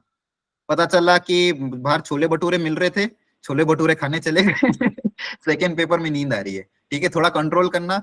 जैसे कोई भी शेक पी लेना, बनाना शेक हो गया, या फिर कोई भी ऐसी थोड़ी सी चीज जिससे थोड़ा पेट भी भर जाए और आपका काम भी हो जाए। और पेपर 1 कैसा भी गया हो, आप उसका इफेक्ट पेपर 2 पे मत आने देना। देखो, आपको हमेशा कभी भी ऐसा नहीं होगा कि पेपर 1 का कट ऑफ अलग होता है, पेपर 2 का कट ऑफ अलग। ओवरऑल हमेशा दोनों मिला के कट ऑफ गिना जाता है। तो पेपर 1 में अगर ऐसा भी हो कि फिजिक्स में कुछ भी करके नहीं आए, मान लो पूरा पेपर भी छूट गया, तो भी आपको डरना नहीं है। आपको सेकंड पेपर में देखना कि चलो मेरे को 2-3 क्वेश्चन कर लूं ताकि मेरा बेसिक कट ऑफ क्लियर हो जाए, ओवरऑल कट ऑफ क्लियर हो जाए।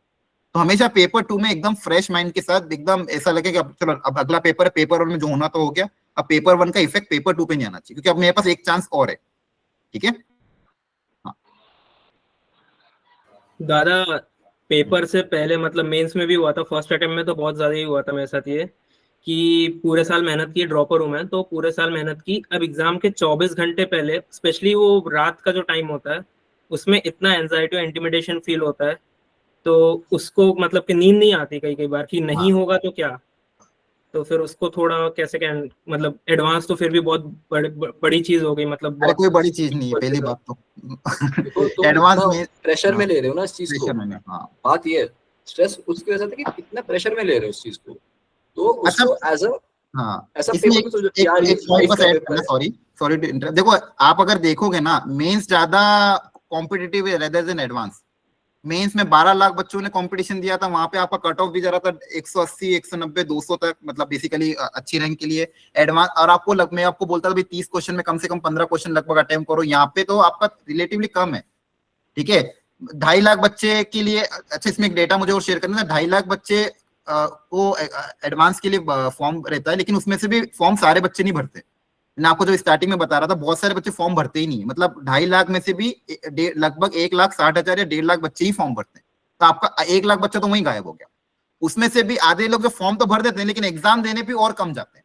1,30,000 बच्चे ही पेपर देने जाता है, एंड मोमेंट पे आधी जनता, उसमें भी कुछ जनता गायब हो जाती है कि यार अपन से तो नहीं हो पाएगा, डर के मारे ही, यही सब डर और यही सब फियर के मारे बहुत सारे बच्चे पेपर देने ही नहीं जाते। तो रिलेटिवली ऐसा नहीं कि बहुत ज्यादा टफनेस है, कॉम्पिटिशन आपका कम है। आपका कॉम्पिटिशन यहाँ पे 1,30,000 या 1,20,000 बच्चों के साथ ही है। ठीक है, तो आपको बिंदास होके जाना है। आपको सोचना नहीं है कि एडवांस है तो अपन एडवांस के नाम से घबराना नहीं है। आपको बस दिमाग में भाई मुझे जाना है, एकदम फ्रेश मिला, एकदम हंसते खिलाते हुए जाना है। दूसरे लोग एकदम डरना चाहिए, यार इतना ज्यादा टेंशन फ्री होके, मतलब इसकी तैयारी बहुत जोरदार होगी, दूसरों को डरा देना है। एकदम बिंदास होके खुश होके वहां जाना है। मुझे पता है भाई मेरे को पूरा पेपर तो अटेम्प्ट करना नहीं है, जाऊंगा पेपर देखूंगा, फटाफट क्वेश्चन उसमें बुक मार्क करूंगा भाई मुझे किसको अटेम्प्ट करना है, जो क्वेश्चन देखा, एनालाइज किया, टफ किया, छोड़ा आगे बढ़ा। ठीक है, अब प्रवीत आप ऐड करना, क्या आप कह रहे थे? हाँ सर, मेन रीजन तो एंजाइटी का ये रहता है कि एग्जाम को like as a paper treat करते हैं कि हाँ यार ये नहीं करूंगा तो इतने महीने बाद क्या कंडीशन होगी, दूसरी क्या कंडीशन होगी, ये सब सोचते हैं। तो आपको वो नहीं सोचना कि इतने महीनों बाद क्या कंडीशन होगी, नेक्स्ट 24 आवर्स की ही बात है सर। बिल्कुल ठीक है ना, तो नेक्स्ट 24 आवर्स ही तो है वो जो इतने आगे का मंथ्स का बना रहे हैं, तो उसके बारे में सोच के अपना वो नहीं खराब नहीं करना। तो इस वजह से, या फिर ऐसा कर सकते हो कि जैसे मान लो एक दिन पहले है तो अभी एक दिन अभी एडवांस है, तो आज मैं सुबह जल्दी उठ गया, कि मैं सुबह जल्दी उठ गया, 5 बजे उठ गया, फिर पूरे दिन नहीं सोया, शाम को कहीं खेल लिया, वॉक करने चला गया, रात तक कैसे नींद नहीं आएगी? आप अपने आप आ जाएगी, बिल्कुल। आप एक हाँ, दिन जब मानो 25 तारीख को थोड़ा जल्दी उठ जाओ, दिन भर मतलब मस्ती मजाक करो, हाँ। खेलो कूदो, फिर अपने आप शाम को नींद आ जाएगी जल्दी। दिन में मत सोना शाम को पड़ेगा। जल्दी खाना जल्दी खा लेना, नींद हाँ। जल्दी आ जाएगी, क्योंकि यूजुअली क्या रहता है ना, सेंटर कभी कभार दूर पड़ जाता है, तो उसके बिल्कुल। लिए जल्दी उठना पड़ता है, एक ये बात भी होती है। हाँ तो हाँ। अगर आपने सोने में थोड़ा लेट कर दिया तो कम कम टाइम मिलेगा सोने के लिए। देखो बाकी हो ये जाएगा। बात है ना, हाँ, ये बात सबको ध्यान रखनी बहुत इंपॉर्टेंट, क्योंकि आपको जैसे 3 घंटे का पेपर नहीं देना, 6 घंटे का पेपर देना है। तो एक दिन पहले पूरा एनर्जेटिक होना पड़ेगा। तो मेरा मेरा आई थिंक मुझे पेपर के लिए मेरा नोएडा साइड पड़ा था, मैं द्वारका में रहता हूँ, मेरा नोएडा में पड़ा था पेपर। तो मैं भी उसके लिए उस दिन आई थिंक 4 बजे 4:30 तक मैं उठ गया था पेपर के लिए, क्योंकि वो ट्रैवलिंग में इतना टाइम लग जाता है, ट्रैवलिंग ही हमारी काफी गंदी थी। तो उसके लिए मैं 9 बजे से भी पहले सो गया था पेपर में। बिल्कुल बिल्कुल। और वो काफी अच्छी नींद थी, लाइक वो अभी भी बेस्ट नींद आई है। कॉलेज में तो इतनी नींद आती नहीं। सही है। टाइम नहीं मिलता सोने का। तो थोड़ा सा ये आदत बनाओ सब लोग कि मतलब घबराना नहीं, अच्छा पैनिक नहीं होना है ना। देखो सोना जितना ज्यादा अच्छा सोओगे उतना ज्यादा पेपर में 2 क्वेश्चन सही होंगे। तो आप यही सोचना, अगर मैं ज्यादा सोऊंगा तो मुझे 2 क्वेश्चन एक्स्ट्रा मिलेंगे प्लस। ठीक है भैया मतलब अभी mains first attempt second attempt में भी हुआ था कि सर मतलब भैया मतलब मेट्रो में उतनी मतलब टेंशन नहीं थी मेरे को, लेकिन जब वहाँ पे चेकिंग हुई ना तो वहाँ पे इतना शोर हुआ था, वहाँ पे ज्यादा दिमाग खराब हो गया फिर मेरा। तो इस फिर कैसे? सेकंड अटेम्प्ट में बताता हूँ मेरे साथ क्या हुआ था। हमारे पेपर में पेपर काफी दूर पड़ा था मेरे जगह से, वो हाईवे के क्रॉस था। तो हाईवेज में क्या होता है ना, एक टाइम बाद बहुत सारा रश हो जाता है। तो जो या तो तुम्हें काफी पहले आना होता है या तो तुम्हें हाईवे में जाम हो जाओगे। तो मैं बैठा हुआ था सेंटर पे अपना, मैं तो बहुत जल्दी आ गया था, खैर मैं बैठा हुआ था और मुझे कुछ घंटे बाद लाइक 9 बजे पेपर शुरू होना था, मुझे 9:30 तक पेपर शुरू नहीं हुआ था और मुझे दरवाजे पे पीटने की आवाज आ रही थी। लाइक लोग लिटरली मार रहे थे दरवाजे पे क्योंकि उन्हें घुसना था। ऐसा सेंटर पड़ा था मेरा। तो हो सके तो थोड़ा जल्दी जाना, क्योंकि उसमें ना क्या रहता है, चीजें स्मूथली जाती है फिर। ये रहता है अगर आप लाइन में पहले हो तो मैं काफी ऐसा था, जल्दी जाना आराम से, 1 घंटा 2 घंटा पहले लाइन में आगे लगना, क्योंकि फिर तुम क्या होगा ना, अगर जल्दी जाओगे लेट जाओगे तो फिर लाइन में खड़े रहोगे, फिर वहां वेरिफिकेशन में बहुत टाइम लगेगा, जगह भी नहीं मिलेगी वेरिफिकेशन के लिए। आराम से जल्दी जाओ, अपना देखो गेट कौन सा है, कौन से गेट पे, ऐसा नहीं कि गलत गेट पे खड़े होगे सेंटर पे तो तुम दूसरे गेट पे जा रहे हो, वहां पे ऑलरेडी लाइन लगी हुई है। ऐसा भी होता है, मतलब दूसरे गेट पे चले गए थे हम गलती से और फिर चेंज करना पड़ा, दूसरी रोड की दूसरी साइड से जाना पड़ा। तो छोटी छोटी चीजें होती हैं बेसिकली। तो क्या करना, थोड़ा जल्दी जाने की कोशिश करना, और सीट जल्दी मिल गई तो वहां पे बस रेस्ट करना, अपना सोचना कि इतनी मेहनत करी है, इतना सब कुछ याद है, और बस उसको इफेक्ट मत करने देना जो भी देखा गया, फिर जो भी ट्रबल हुआ थोड़ा सा भी, बस रिलैक्स रखना उस पेपर से पहले, बाकी जल्दी जाना बेटर रहता है। ओके भैया।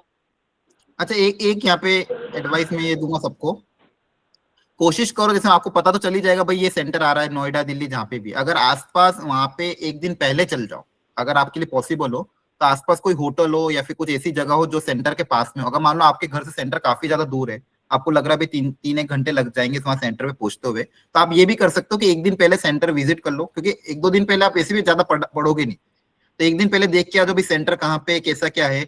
अगर वहां पे आसपास कोई लग रहा है कि भाई ये होटल वगैरह है तो वहां पे भी आप स्टे कर सकते हो, ताकि सुबह उठ के बस वहां पे जाना ही रहेगा। मतलब ये ज्यादा किसी का सेंटर अगर बहुत ज्यादा दूर है तो वो रिस्क मत लेना, पता चला आप सुबह लेट हो तो फिर भागा दौड़ी हो जाती है। अगर आपके लिए फिजिबल हो तो आप उस मतलब बेसिकली वहां पे चले जाओ एक दिन पहले आसपास कोई होटल बुक करके वहीं पे अपने पेरेंट्स के साथ स्टे कर लो, आराम से वहां पे पूरा घूमो और नींद निकालो, ताकि आपके पास वॉकिंग डिस्टेंस 10 मिनट में आप सेंटर पहुंच जाओ आराम से नाश्ता वाश्ता करके। तो ये भी आप अप्रोच कर सकते हो कि एक दिन पहले आप सेंटर के वहीं पे कहीं आसपास होटल ले लो। ठीक है, जैसे ये एक्चुअली आपका तो दिल्ली में तो आप लोग तो चल जाते हो, जैसे जो बच्चे गांव में रहते हैं, जो आसपास की सिटीज में रहते हैं, उनका वो सेंटर तो आता नहीं है, तो ऑफकोर्स उनको तो वो बच्चे तो ऑलरेडी कहीं ना कहीं एक दिन पहले ही आते हैं, तो आपको वहां पे बच्चे मिल जाएंगे उन होटल्स वगैरह में। जैसे हमारा भी मान लो फॉर एग्जाम्पल मैं रतलाम से हूँ, तो मेरा सेंटर कभी भी मेरा होम टाउन आता ही नहीं था, आसपास की कोई सिटी आती थी तो मुझे एक दिन पहले ही जाना पड़ता था। ठीक है, तो ये भी आप तरीका कर सकते हो अगर भागा दौड़ी नहीं करनी है इन में। हाँ, और कोई एनीवन एल्स? तो नहीं तो मैं अब टॉपिक्स बता देता हूँ और फिर एक बार वो लास्ट में डाउट हम ले लेंगे। तो एक बार मैं आपको टॉपिक्स बता देता हूँ कि भाई मैंने जो अब तक एनालिसिस किया है, तो अब तक अपन ने देखो क्या क्या देख लिया था कि ये जो कट ऑफ वाले के बारे में आपको बता देता, लगभग 35% के अंदर अगर आप मार्क्स लेके आ जाते हैं तो मतलब आपकी 10,000 के अंदर रैंक आ जाएगी। उसके लिए क्या स्ट्रेटेजी अपनानी है वो आप प्लान कर लेना। इजी क्वेश्चन पे पहले टारगेट करना है अगेन, ठीक है, क्वेश्चन का पैटर्न। अच्छा, अब टॉप जो केमिस्ट्री में मैंने पिछले कुछ सीनियर से बात करी है, कुछ वीडियोस वगैरह देखे, कुछ नेट से एनालिसिस किया पिछले 5-10 साल का, उस एनालिसिस उस डेटा के हिसाब से मुझे ये डेटा मिला है कि केमिस्ट्री में अगर हाई वेटेज चैप्टर की अगर बात करें, अगेन देखो हाई वेटेज ऐसा नहीं कि यही करना है आपको, आपका जो स्ट्रॉन्ग है पहले उसको प्रेफरेंस देना, क्योंकि उस चैप्टर से भी लगभग हर चैप्टर से एक एक क्वेश्चन तो आना ही है। ये वो चैप्टर है जिसमें से 2 या 3 क्वेश्चन आ जाते हैं। तो फिजिकल केमिस्ट्री में ये है, इनऑर्गेनिक में ये चैप्टर है, ऑर्गेनिक में ये चैप्टर है। तो हो सकता है आपसे सारे ना हो, इनमें से एक 2 भी करोगे या फिर जो भी आपकी स्ट्रेटेजी आपकी बने वो करना, आपको सारे नहीं करना है। आपको जो जितना आपका टाइम फिजिबल है, जो आपकी तैयारी है, उसके हिसाब से आप अपना प्लान बनाना कि आपको क्या पहले करना है।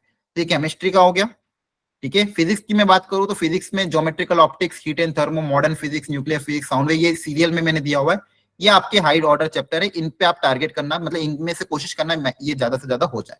इसमें से अगेन जितने हो पाते उतने कोशिश करना है, सारे नहीं हो पाए चलेगा, ठीक है। ये डेटा भी बनाया है कि आपका जो 2006 से लेकर 2023 तक जो जेईई एडवांस का पेपर आया है, उसमें लगभग 26% पोर्शन मैकेनिक्स का आता है, 27% इलेक्ट्रोमैग्नेटिज्म का आता है। तो लगभग ये 50% तो ये कवर कर रहा है। दोनों 2 यूनिट अपने आप में बहुत बड़ी यूनिट्स हैं, लेकिन ये रिलेटिवली टफ साइड पे आती है, मतलब इसमें जो थोड़े क्वेश्चन आते हैं थोड़े टफ आते हैं। ऑफ कोर्स मैकेनिक्स में पेपर का लेवल इजी होता है। अब जो बचा हुआ पोर्शन है, छोटे छोटे चैप्टर है, जैसे मॉडर्न फिजिक्स हो गया, हीट एंड थर्मो हो गया, ऑप्टिक्स हो गया, वेव हो गया, यूनिट डायमेंशन हो गया, काइनेमेटिक्स हो गया। अब ये बचा हुआ 50% कवर करते हैं, लेकिन जनरली देखा गया इससे क्वेश्चन इजी मीडियम लेवल के आते हैं। तो थोड़ा सा जजमेंट आप यहाँ से लगा सकते हो। ये पिछले 10 साल का 15 साल का एनालिसिस है।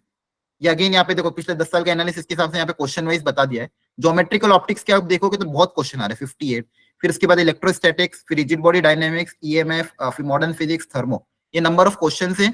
उसके हिसाब से यहाँ पे बना रखा कि कितने कौन सा ज्यादा चैप्टर जिसमें से ज्यादातर क्वेश्चन आ रहे हैं। ये एनालिसिस है पिछले 10-15 साल, ठीक है। अगेन सारे नहीं होते चलेगा, आप अपने हिसाब से अपना प्लान बनाना, आपको जरूरी नहीं किसी को फॉलो करना। हाँ, आपका ये हो जाएगा, सीक्वेंस आपको पता चल जाएगा। मैथमेटिक्स की बात करें तो मैथमेटिक्स में सबसे टॉप पे आता है वेक्टर 3D, डेफिनेट इंटीग्रेशन, फिर probability, application of derivative, complex number, determinant matrix, circle, parabola, sequence series, differential equation हो गया। अब देखो यहाँ पे ऐसा जरूरी नहीं कि जो नीचे आ रहे हैं इनको छोड़ ही दो, जैसे एसओपी खैर अब हट गया, सॉल्यूशन ऑफ ट्रायंगल हट गया, इसकी जगह आपका स्टैटिस्टिक्स आ गया। तो स्टैटिस्टिक्स बेसिक कर लेना।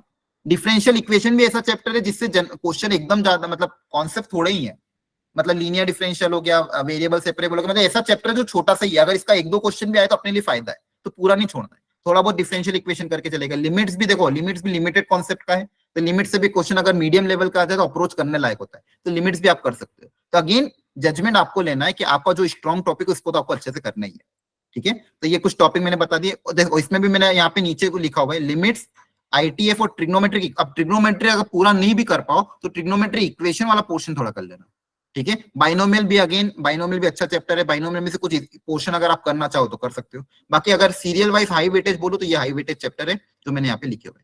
अब वेक्टर और 3D में भी, वेक्टर जनरली बच्चों को हार्ड लगता है, तो आप चाहो तो वेक्टर को छोड़ के 3D पे पहले अप्रोच कर सकते हो। 3D में भी प्लेन ज्यादा आता है, प्लेन जेईई मेंस में हट चुका था, लेकिन एडवांस में है, लेकिन टफ नहीं है। आप चाहो तो प्लेन पढ़ के कर सकते हो ट्राई, ठीक है। तो ये आपके कुछ हाई वेटेज चैप्टर थे। हाँ, इसको कुछ बोलना है सर? जो चैप्टर्स मतलब मेंस हाँ। के साथ पढ़ रहे थे, तो एडवांस जो मेंस तक मतलब हो सकता है कुछ प्रिपेयर ना हो पाए, तो हाँ वापिस बोलना, मेंस में कुछ प्रिपेयर ना हो पाए हो। तो मतलब जो चैप्टर्स मेंस के अराउंड मतलब कट रहे थे मेंस सिलेबस में, अब सारे हाँ, टॉपिक्स जो हैं केमिस्ट्री में से ज्यादा टॉपिक्स कट रहे हैं, बहुत से चैप्टर्स कट रहे हैं, तो वो सारे हाँ, तो उनका सबका कर नहीं पाएगा इस पॉइंट पे। हाँ मैं समझ गया। देखो हाँ मैं समझ गया, ठीक है। देखो जो चैप्टर आपने मेंस लेवल पे छोड़ा था या फिर जो चैप्टर आपने सिलेबस, हाँ तो वो उनको आप छोड़ दो, कोई दिक्कत नहीं है। उसमें से भी अगर आपको लग रहा है कि ये चीज मैं कर सकता हूँ तो करो, अदरवाइज आप छोड़ सकते हो। जो ऑलरेडी आपने कर रखा है उसी को स्ट्रॉन्ग करो अभी, ठीक है। नया मत पढ़ो, अब नया पढ़ने का मतलब 3 वीक भी बाकी है, तो नया आप पढ़ने जाओगे, पता चला नहीं हुआ तो समय बर्बाद होगा। आपको लगता है अंदर से कि नहीं मैं कर पाऊंगा तो करना, अदरवाइज जो ऑलरेडी आपने करा हुआ है उसी को अच्छे से स्ट्रॉन्ग करो। जैसे मान लो डिफरेंशियल इक्वेशन आपने अच्छा सा किया, जो मेंस लेवल पे किया, तो उसी मेंस लेवल के अच्छे लेवल के क्वेश्चन प्रैक्टिस कर लो, ठीक है। आपने 3D में प्लेन्स नहीं पढ़ा तो छोड़ दो, कोई दिक्कत नहीं। डिटरमिनेंट मैट्रिक्स तो अच्छे से किया था, तो डिटरमिनेंट मैट्रिक्स में एडजॉइन वाले क्वेश्चन कर लो, सिस्टम ऑफ लीनियर इक्वेशन के क्वेश्चन कर लो, प्रॉपर्टीज ऑफ डिटरमिनेंट पे क्वेश्चन कर लो। तो जो मेंस लेवल पे आपको आता है उसी को स्ट्रॉन्ग करने की कोशिश करो। उसमें भी पीवाई के सब लोग ध्यान रखना, पीवाई की प्रैक्टिस करो तो इजी मीडियम क्वेश्चन ही करो, हार्ड क्वेश्चन छोड़ दो, ठीक है। केमिस्ट्री में से पूछना कि केमिस्ट्री में 1/3 सिलेबस कट रहा था मेंस से। हाँ हाँ, अगेन देखो वही समय की ही बात है। आपका डिपेंड करता है कि आपकी तैयारी अभी किस स्टेज पे है। आपकी तैयारी अगर बहुत अच्छे से हो चुकी है, अभी तक आपके पास बैंडविड्थ है, तो आप नया चैप्टर को वन शॉट कोई वीडियो देख के कर सकते हो यूट्यूब वगैरह पे। ठीक है, आपको लगता है बैंडविड्थ नहीं है, मेरे पास समय बिल्कुल कम नहीं है, मेरे पास ऑलरेडी जो मेंस लेवल के चैप्टर वही अगर मेरे बाकी, तो पहले उनको अप्रोच करो। आपका मेंस लेवल बहुत ज्यादा स्ट्रांग हो चुका है, आपके पास समय है, तो आप फिर एक्स्ट्रा सिलेबस की तरफ जाओ। क्लियर है ना? सर लास्ट कितने पेपर करने हाँ, चाहिए हमसे? हाँ लास्ट आपकी शायद आवाज कट गई थी, मैं सुन नहीं पाया प्रॉपरली। तो आई थिंक आप ये समझ पूछ रहे लास्ट कितने साल के, लास्ट 10 साल के कम से कम करो। ठीक है, अभी मैंने आपके साथ ग्रुप्स में एक वर्कशीट भी शेयर करी है, उसमें कुछ सिलेक्टेड टॉपिक के आखिरी 10 साल के पीवाईक्यू हैं, ये वाले ही हैं जैसे। ठीक है, ये आखिरी 10 साल के पीवाईक्यू हैं, तो इनको आप एटलीस्ट आखिरी 10 साल के पीवाईक्यू को ट्राई करने की कोशिश करो। ठीक है, ओके सर मैंने आज ही ज्वाइन किया है, तो आप मुझे वापस ग्रुप पे एक बार भेज सकते हैं डाउट सेशन वाले में? क्या भेजना, ये सेशन का लिंक? नहीं सर, वो जो आपने गूगल ड्राइव शेयर किया। हाँ, गूगल ड्राइव में वापस ग्रुप पे आज डाल दूंगा। वो गूगल ड्राइव में पूरा पीवाईक्यू प्रॉपर है, पिछले 10 साल के पीवाईक्यू दिए हुए उसके अंदर, और उसके अंदर शॉर्ट नोट्स भी हैं, तो एक बार आप उसको रिविजिट कर लेना, मैं वापस अभी ग्रुप पे शेयर कर दूंगा। हाँ सर, क्योंकि बहुत सारे बच्चों स्कैटर्ड फॉर्म में पीवाईक्यूज मिलते हैं अभी। हाँ बिल्कुल बिल्कुल, मैंने वो पिछले 2023 से लेके पिछले 10 साल के मैंने इकट्ठे कर रखे हैं, तो मैं अभी आपको ग्रुप में शेयर कर दूंगा, डोंट वरी। ठीक है सर, थैंक यू। ओके, ये एक चीज ध्यान रखना, आपका लास्ट डेट 6 मई को, ये 2 दिन बाद ही है, तो जिन बच्चों ने अभी भी फॉर्म फिलअप नहीं किया है, हाँ प्रवीत एक मिनट, जिन बच्चों ने अभी भी फॉर्म फिलअप नहीं किया है, हाँ प्रवीत सर, एक मार्क्स ऐप है, वो अच्छा ऐप है, उसमें काफी सेग्रीगेटेड तरीके से क्वेश्चंस हैं। बिल्कुल, हाँ देख लेना, मार्क्स ऐप करके है जिसमें क्वेश्चन आपको मिल जाएंगे, तो उसमें मैंने काफी क्वेश्चंस प्रैक्टिस करे थे, वो भी अच्छा है। ओके, मार्क्स ऐप को भी आप रेफर कर सकते हो, एक बार डाउनलोड करके देख लेना, बहुत सारे बच्चों ने हो सकता है ऑलरेडी मार्क्स ऐप यूज करते होंगे। ठीक है, बाकी मैं वो लेटेस्ट 10 ईयर की PYQ with solution PDF upload कर दूंगा। बाकी एक मार्क्स ऐप करके भी है, जिसको आप यूज करके एक बार देख लेना, उसमें शायद टॉपिक वाइज आपको और अच्छी सी चीजें मिल जाए। हाँ ऋषभ बोलो। एक बार में जैसे पूरा मतलब 2023 का एडवांस का पेपर उठाया, उसे पूरा सॉल्व किया, ऐसे करें कि टॉपिक वाइज करते रहें कि ये चैप्टर के प्रीवियस ईयर पूरे कर लिए? मैंने एडवांस के प्रीवियस ईयर अभी तक नहीं करे हैं। हाँ, तो एडवांस क्या बेनिफिशियल होगा मेरे लिए कि हाँ देखो, पहला तो देखो, आप हर संडे को फुल सिलेबस पेपर तो दे ही रहे हो, आप पहला तो टारगेट अपने टॉपिक वाइज चीजों को करो भी, टॉपिक वाइज आप चीजें अच्छे से कर लो। ठीक है, टॉपिक वाइज आपका जो भी है कि टॉपिक वाइज आपने पीवाईक्यू अटेम्प्ट कर लिए, फिर आपको अगर पैटर्न थोड़ा देखना है, एडवांस का पेपर की प्रैक्टिस करनी है, तो फिर आप किसी दिन वीक में चाहो तो संडे या फिर वीक में 2 दिन करना, तो वेडनेसडे संडे को फुल सिलेबस पेपर दो। ठीक है, ऐसा मत करो कि 2023 का पेपर उठा ले, उसमें से भी क्वेश्चन छाट के कर रहे हो। आप टॉपिक वाइज डेली बेसिस पे टॉपिक वाइज करो, वीक में 2 दिन अगर आपको पेपर सॉल्व करना, तो फिर फुल सिलेबस पेपर उठा के सॉल्व करो। बाकी संडे को जो अवंती का पेपर हो रहा है अभी फिलहाल के लिए ट्राई कर लो, और कहीं से आपको पेपर मिलता तो वो ट्राई कर लो। ठीक है, तो ये इंपॉर्टेंट है कि 6 मई को आपका लास्ट डेट है, तो अभी तक भी जिन बच्चों ने फॉर्म फिलअप नहीं किया, या फिर जो भी बच्चे डर रहे थे, जिनको लग रहा था नहीं हो पाएगा, अगर आज के सेशन के बाद आपको लगता है कि नहीं अब डुएबल है, थोड़ा सा बस मुझे माइंडसेट अच्छा रखना है, घबराना नहीं है, और जितना ज्यादा मैं कॉन्फिडेंट रहूंगा, जितना ज्यादा मैं चीजों को प्रॉपरली अगले जो भी अब 3 वीक्स बाकी हैं, इन 3 वीक्स को मैं थोड़ा अच्छे से अगर यूटिलाइज करूंगा, थोड़ा सा स्ट्रेटेजी प्लान करूंगा, और अगर कॉन्फिडेंटली गया अपने सारे डेली बेसिस पे अपना फॉर्मूला रिवीजन करते हुए, और घबराना नहीं, चाहे जितनी भी तैयारी हो, चाहे किसी स्टेज पे भी आपकी तैयारी 40% हो, 30% हो, 70% हो, 80% हो, आपका माइंड एकदम रिलैक्स होना चाहिए, कॉन्फिडेंट होना चाहिए, और कॉन्फिडेंट माइंड सेट के साथ ही जाना। ठीक है, तो प्लीज जिन लोगों ने भी फॉर्म फिलअप नहीं किया है, जल्द से जल्द आज कल तक कर देना, ज्यादा वेट मत करना, और फॉर्म फिलअप जरूर करो, और एक पेपर देने जाओ, रिजल्ट चाहे कैसा भी आए, आप यहाँ तक पहुंचे हो, अब आखिरी स्टेप पे रुको मत, फॉर्म फिलअप करो, और फॉर्म फिलअप करके एग्जाम देने जरूर जाओ। ठीक है, फिर जो भी होगा देखा जाएगा। और हाँ, रिजल्ट्स का वो नहीं सोचना कि अब क्या होगा, नहीं सिलेक्शन हुआ तो क्या होगा, या फिर ऐसा कुछ दिमाग में नहीं लाना है। ठीक है, कि अगर सिलेक्शन नहीं हुआ तो क्या होगा, या फिर मान लो मैंने ड्रॉप भी अगर आपने लिया है, ड्रॉप लेने के बाद भी अगर सिलेक्शन नहीं होता तो भी घबराना नहीं। ठीक है, मेरा भी ऐसा ही था, मैंने भी ड्रॉप लेके तैयारी करी थी, मेरे को आईआईटी नहीं मिल पाया था, ऐसा नहीं कि मेरी लाइफ रुक गई है। ठीक है, आज बहुत सारे बच्चे को पढ़ाते पढ़ाते आईआईटी भेज रहे हो, तो मुझे अपने आप में अच्छा लग रहा है कि ठीक है चलो, मेरे कारण बहुत सारे बच्चे आईआईटी जा रहे हैं, या फिर अच्छे अच्छे कॉलेजेस में जा रहे हैं, और बहुत सारे ऐसे बच्चे भी जिनको मैं जानता हूँ जो आईआईटी में नहीं गए लेकिन अपनी लाइफ में बहुत अच्छा कर रहे हैं। तो आईआईटी ऐसा नहीं कि भाई यही ये है कि आईआईटी एनआईटी में जाके इंजीनियरिंग करके ही मेरा कुछ हो पाएगा। आपको अगर लोअर कॉलेज में मिलता है, प्राइवेट कॉलेज में मिलता है, उसके बाद गेट एग्जाम होती है, आईएएस एग्जाम होती है, मतलब लाइफ आपको आगे और भी चांसेस देगी। मतलब ये ऐसा नहीं कि ये आखिरी गेट है या फिर आखिरी रास्ता कि अब मेरा कुछ होगा नहीं। ठीक है, आगे बहुत अपॉर्चुनिटीज मिलती है, आगे बहुत ऐसे कोर्सेज आते हैं, बहुत सारे चांसेस मिलते हैं, चाहे आप प्राइवेट कॉलेज में क्यों ना हो। आपको करियर बनाने के लिए, अच्छा आगे करने के लिए बहुत चीजें मिलती है। आपको डरना नहीं है, रिजल्ट से घबराना नहीं है। अगर नहीं भी होता है तो भी कोई दिक्कत नहीं है, कहीं ना कहीं कॉलेज में एडमिशन लेके कुछ ना कुछ कर लेंगे या फिर कुछ ना कुछ कोर्स करके अपने आप को बना लेंगे। मतलब आप इतने कैपेबल हो, अगर आप यहाँ तक पहुंच गए हो तो आप में कैपेबिलिटी बहुत है। ठीक है, इसलिए कॉन्फिडेंस रखना है और रिजल्ट का पैनिकनेस नहीं लाना दिमाग में कि मेरा नहीं हुआ तो क्या होगा, मैंने 2 साल तैयारी करी, 3 साल तैयारी करी, 5 साल तैयारी करी, नहीं हुआ तो क्या हुआ। आप लोग को तो 1 साल ही ड्रॉप ले रहे हो, पहले तो लोग 4-4 साल 5-5 साल ड्रॉप लेके भी नहीं हो पाता। ठीक है, तो आपको डरना नहीं है, बिना पैनिक के, बिना लोड लिए चीजें तैयारी करनी है। अब तक जो भी हुआ है उससे लर्निंग्स लेनी है कि क्या चीजें क्या गलत हुई है, क्या नहीं हुए, और थोड़ा कंसंट्रेट होके तैयारी करनी है। और थोड़ा खाने पीने का सब लोग ध्यान देना, प्रॉपर डाइट लेना, प्रॉपर खाना लेना। अगले 3 हफ्ते तक नींद का खासकर टाइम पे सोना, टाइम पे उठना, कोशिश करना ज्यादा लेट नाइट ना सो। जैसा भी आज मैंने टाइम ले लिया आपका, 10:30-11 बजे तक आप सो जाना, सुबह 4-5 बजे उठ सको तो उठ जाना, ऐसी आदत बनाने की कोशिश करो। ठीक है, चलो बहुत लंबा सेशन हो गया, 1.5 घंटे का लगभग सेशन हो गया। Thank you Praveet, thank you for giving your time. ठीक है, प्रवीत भी पैकिंग वैकिंग कर रहा था, वो भी अभी दिल्ली आने वाला था, लेकिन उसने अपने लिए सेशन टाइम निकाला आपने, thank you very much. Okay हाँ सर, और सर एक और चीज ऐड करना हाँ चाहता हूँ। हाँ हाँ, जो भी ऐसा हो ना हो, ठीक है, बट जो एफर्ट कर रहे हैं जो सब्जेक्ट्स में अपने कंसेप्ट्स बिल्ड करने के लिए, वो आगे भी काम आ रहा है। फॉर एग्जांपल जैसे मैं अपना फर्स्ट ईयर का अगर बताऊं, बिल्कुल, तो हमारे कोर्सेज हैं, कुछ फिजिक्स के कोर्सेज, मैथ्स के एंड केमिस्ट्री है, काफी कोर्सेज हैं। तो जिनका मैं देख रहा हूँ, जिनसे मेरी बात हुई है, जो कहते हैं कि एडवांस में मेरा ये स्ट्रॉन्ग था, फॉर एग्जाम्पल केमिस्ट्री स्ट्रॉन्ग थी, तो अभी वो केमिस्ट्री कोर्स में सिग्निफिकेंटली अच्छा कर, जिनका बिल्कुल, फिजिक्स स्ट्रॉन्ग थी या जिनकी फिजिक्स स्ट्रॉन्ग थी, या फिजिक्स में भी जिनका मैकेनिक्स या इलेक्ट्रोमैग्नेटिज्म स्ट्रॉन्ग था, हाँ वो उन पर्टिकुलर कोर्सेज में, हमारा फिजिक्स का कोर्स था, हमारा एक मैकेनिक्स का कोर्स था, हमारा भी इलेक्ट्रिकल टेक्नोलॉजी का एक कोर्स था, तो बिल्कुल उन कोर्सेज में वो सिग्निफिकेंटली अच्छा परफॉर्म कर रहे हैं एज कम्पेयर टू दूसरे लोग जिनका अच्छा नहीं था, अभी जिन्होंने छोड़ दिया। बिल्कुल, तो ऐसा नहीं है कि जो इतना एफर्ट कर रहे हो, अगर आई डोंट थिंक सो ऐसा होगा, बट रिजल्ट नहीं आ पाया तो अच्छा, तो ये कॉलेज में भी हेल्प करेगा, क्योंकि इन सब चीजों से ग्रेड बनती है, इन सब चीजों से, बिल्कुल बिल्कुल, और इन सब चीजों से कॉन्फिडेंस भी आता है।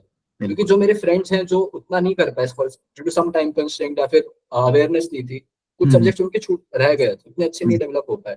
अभी वो कॉलेज में कॉलेज में जब कोर्स हो रहा है उस सब पर्टिकुलर सब्जेक्ट का, तो वो लैक कर रहे हो, उनको काफी एफर्ट करना पड़ रहा है एज कम्पेयर टू दूसरे लोग जो एडवांस में मेहनत करके काफी मेहनत करी तुमने। बिल्कुल, तो ऐसा नहीं है कि आपकी मेहनत कहीं वेस्ट नहीं होने वाली। कॉलेज में भी काफी कोर्सेज हैं, कॉलेज में भी एक्सेल करना इंपॉर्टेंट चीज होती है, तो वो उसमें बहुत हेल्प मिलेगी आपको। बिल्कुल, all the best from my side. बिल्कुल बिल्कुल, देखो ये बहुत अच्छा पॉइंट है लास्टली समराइज करने के लिए कि आपने ये जो आपकी जो तैयारी होगी ना पिछले मतलब 50 दिन की एडवांस की तैयारी, ये आपको अपने आप को बहुत अच्छा बिल्डअप कर रही है। आगे जाके आप कोई भी फील्ड में जाते हो, जैसे ऐसा नहीं है कि इंजीनियरिंग करने के बाद लोग इंजीनियरिंग कर रहे हैं, कोई कॉम्पिटिटिव एग्जाम ईएस की तैयारी करता है, कोई एएस बन जाता है, कोई एसबीआई पीओ की तैयारी चल जाता है, कोई बैंकिंग सेक्टर, कोई एमबीए करने लग जाता है। लेकिन ये जो तैयारी है ना, ये आपको बहुत स्ट्रांग बना रही है। ठीक है, तो ये कहीं ना कहीं आगे हेल्पफुल होगी, सी डेफिनेटली हेल्पफुल, फर्स्ट ईयर में, सेकंड ईयर में बहुत हेल्पफुल। इंजीनियरिंग मैथमेटिक्स जब आप करोगे, प्रवीत ने भी करी होगी, तो सारे कॉन्सेप्ट यूज हो रहे हैं वहां पे। ठीक है, कैलकुलस की कितनी सारी चीजें आती हैं उसमें, इंजीनियरिंग मैथमेटिक्स में मैट्रिसेस, लीनियर अलजेब्रा का कोर्स कर रहा हूँ तो भी खत्म हुआ है, तो उसमें मैट्रिसेस, डिटरमिनेंट्स की प्रॉपर्टीज वगैरह, अब वही देख रहा हूँ, जिसने मैट्रिसेस डिटरमिनेंट्स बहुत अच्छे से करा था, वो देख देख, कुछ ऐसे भी है मेरे फ्रेंड्स, देख देख के डिटरमिनेंट निकाल सकते हैं, बिल्कुल निकाल सकते हैं, देख के ऐसे भी हैं। तो उसमें एट द एंड उनका कुछ ना कुछ बेनिफिट हो रहा है, जिनकी मैथ्स अच्छी थी। बिल्कुल, तो ये ऑल वर्थ इट। बिल्कुल बिल्कुल, तो आपकी मेहनत कहीं व्यर्थ नहीं जाएगी बच्चों, आपको आगे जाके बहुत फायदा मिलना है। और मैं आपको लिटरली एग्जांपल दे रहा हूँ कि कॉलेज में जाने के बाद भी गेट एग्जाम हो गई, ईएस हो गया, आईआईटी जैम हो गया, बहुत सारे अच्छे अच्छे एग्जाम है जो इंडिया में किसी भी कॉलेज का बच्चा दे सकता है। तो आगे फिर से आपको बहुत अपॉर्चुनिटी मिलेगी, तो इसलिए अभी तैयारी करो बिंदास होके, without any fear of the result क्या आएगा। आप अपनी तरफ से अपना 100% दो, जो भी रिजल्ट आएगा अच्छी चीज, अच्छा आ गया तो बहुत अच्छी बात है, नहीं अच्छा है तो आगे जाके फिर कुछ ना कुछ अच्छा कर लेंगे। ठीक है, ओके। हाँ सिमरन, आपको कुछ बोलना है, जल्दी बोलो। सिमरन, आपने हैंड रेस किया है क्या?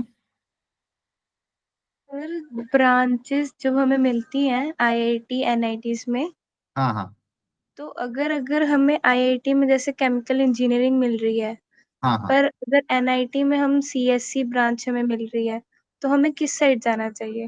देखो ये इसका अपन डिस्कशन रखेंगे आराम से, मतलब इसमें बहुत सारे हैं। एक बार थोड़ा सा ये अपना सेशन हो जाए, उसके बाद अपने पर लगभग 1-1.5 महीना होगा, प्रवीत को वापस बुलाएंगे, ठीक है। उसमें अपन ये सारी चीजें करेंगे, कौन सा कॉलेज लेना चाहिए, कौन सी ब्रांच लेना चाहिए, क्या करना नहीं चाहिए, और इसके लिए ऑफलाइन सेशन भी रख लेंगे।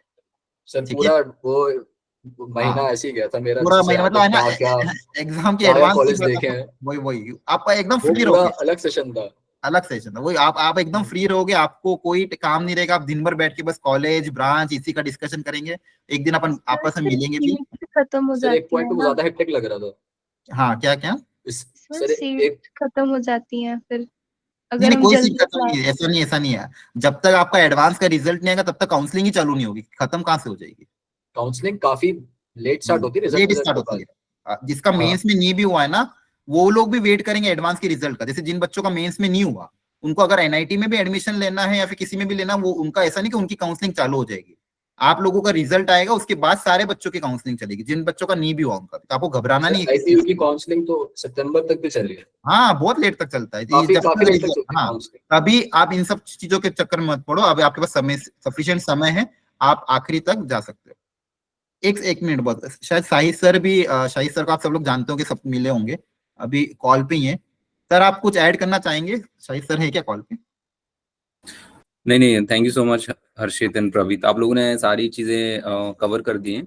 बट मेरा यही सजेशन है सारे स्टूडेंट्स को कि any additional support if you require, तो हर्षित सर एक गूगल फॉर्म आपके ग्रुप में शेयर कर देंगे, तो उसमें आप फिल कर सकते हैं। जैसे अगर आप ये फिल करेंगे कि फिजिक्स के कुछ पर्टिकुलर चैप्टर हैं जिनमें आपको हेल्प चाहिए, तो हम वो चैप्टर इंश्योर करेंगे कि आपको एक जेई एक्सपर्ट से फिजिक्स के वो चैप्टर पढ़वा दें, या केमिस्ट्री में होगा, या सिमिलरली अगर मैथ्स में कहीं स्ट्रगल आ रहा है, अभी आपके मैथ्स के टीचर ऑलरेडी पढ़ा रहे हैं, फिर भी कहीं पर अगर आपको लग रहा है कि ये पर्टिकुलर चैप्टर या पोर्शन ऑफ सिलेबस है जहां पर आपको हेल्प चाहिए, तो हर्षित सर को हम रिक्वेस्ट करेंगे कि वो अपना टाइम मैनेज करके आपको वो वाले चैप्टर भी रिवाइज कराएं। ठीक है, बाकी कोई भी स्ट्रेस नहीं लेना है, कभी भी कुछ भी सपोर्ट की रिक्वायरमेंट हो you can reach to Harshit sir. और बाकी एक गूगल फॉर्म हम पिंग करके रखेंगे आपके ग्रुप डिस्क्रिप्शन में, तो आप डेली बेसिस पे कुछ भी क्वेरी हो फॉर्म फिल कर सकते हैं। तो बैक एंड टीम जो है वो फॉर्म को रीड करके जो भी स्टूडेंट क्वेरी रेज करेगा उसको हम रिजॉल्व करने की कोशिश करेंगे। ठीक है, सर ने यहाँ पे चैट बॉक्स में भी शेयर कर दिया है, कुछ बच्चे अभी शायद ड्रॉप आउट हो गए, तो उनको हम गूगल फॉर्म ग्रुप में भी शेयर कर देंगे। ठीक, ओके, तो thank you sir and thank you Praveet and thank you सारे बच्चों आप ज्वाइन करने के लिए। आई होप आपके लिए सबके लिए सेशन यूजफुल रहा होगा। ठीक है, ऑल द बेस्ट। कोई भी हेल्प चाहिए आप बताओ, गूगल फॉर्म में भी लिख देना, अलग से मैसेज करना, अलग से मैसेज ड्रॉप कर दे, लेकिन गूगल फॉर्म पे लिख देना जो भी हेल्प आपको रिक्वायर्ड हो किसी भी पर्टिकुलर सब्जेक्ट में।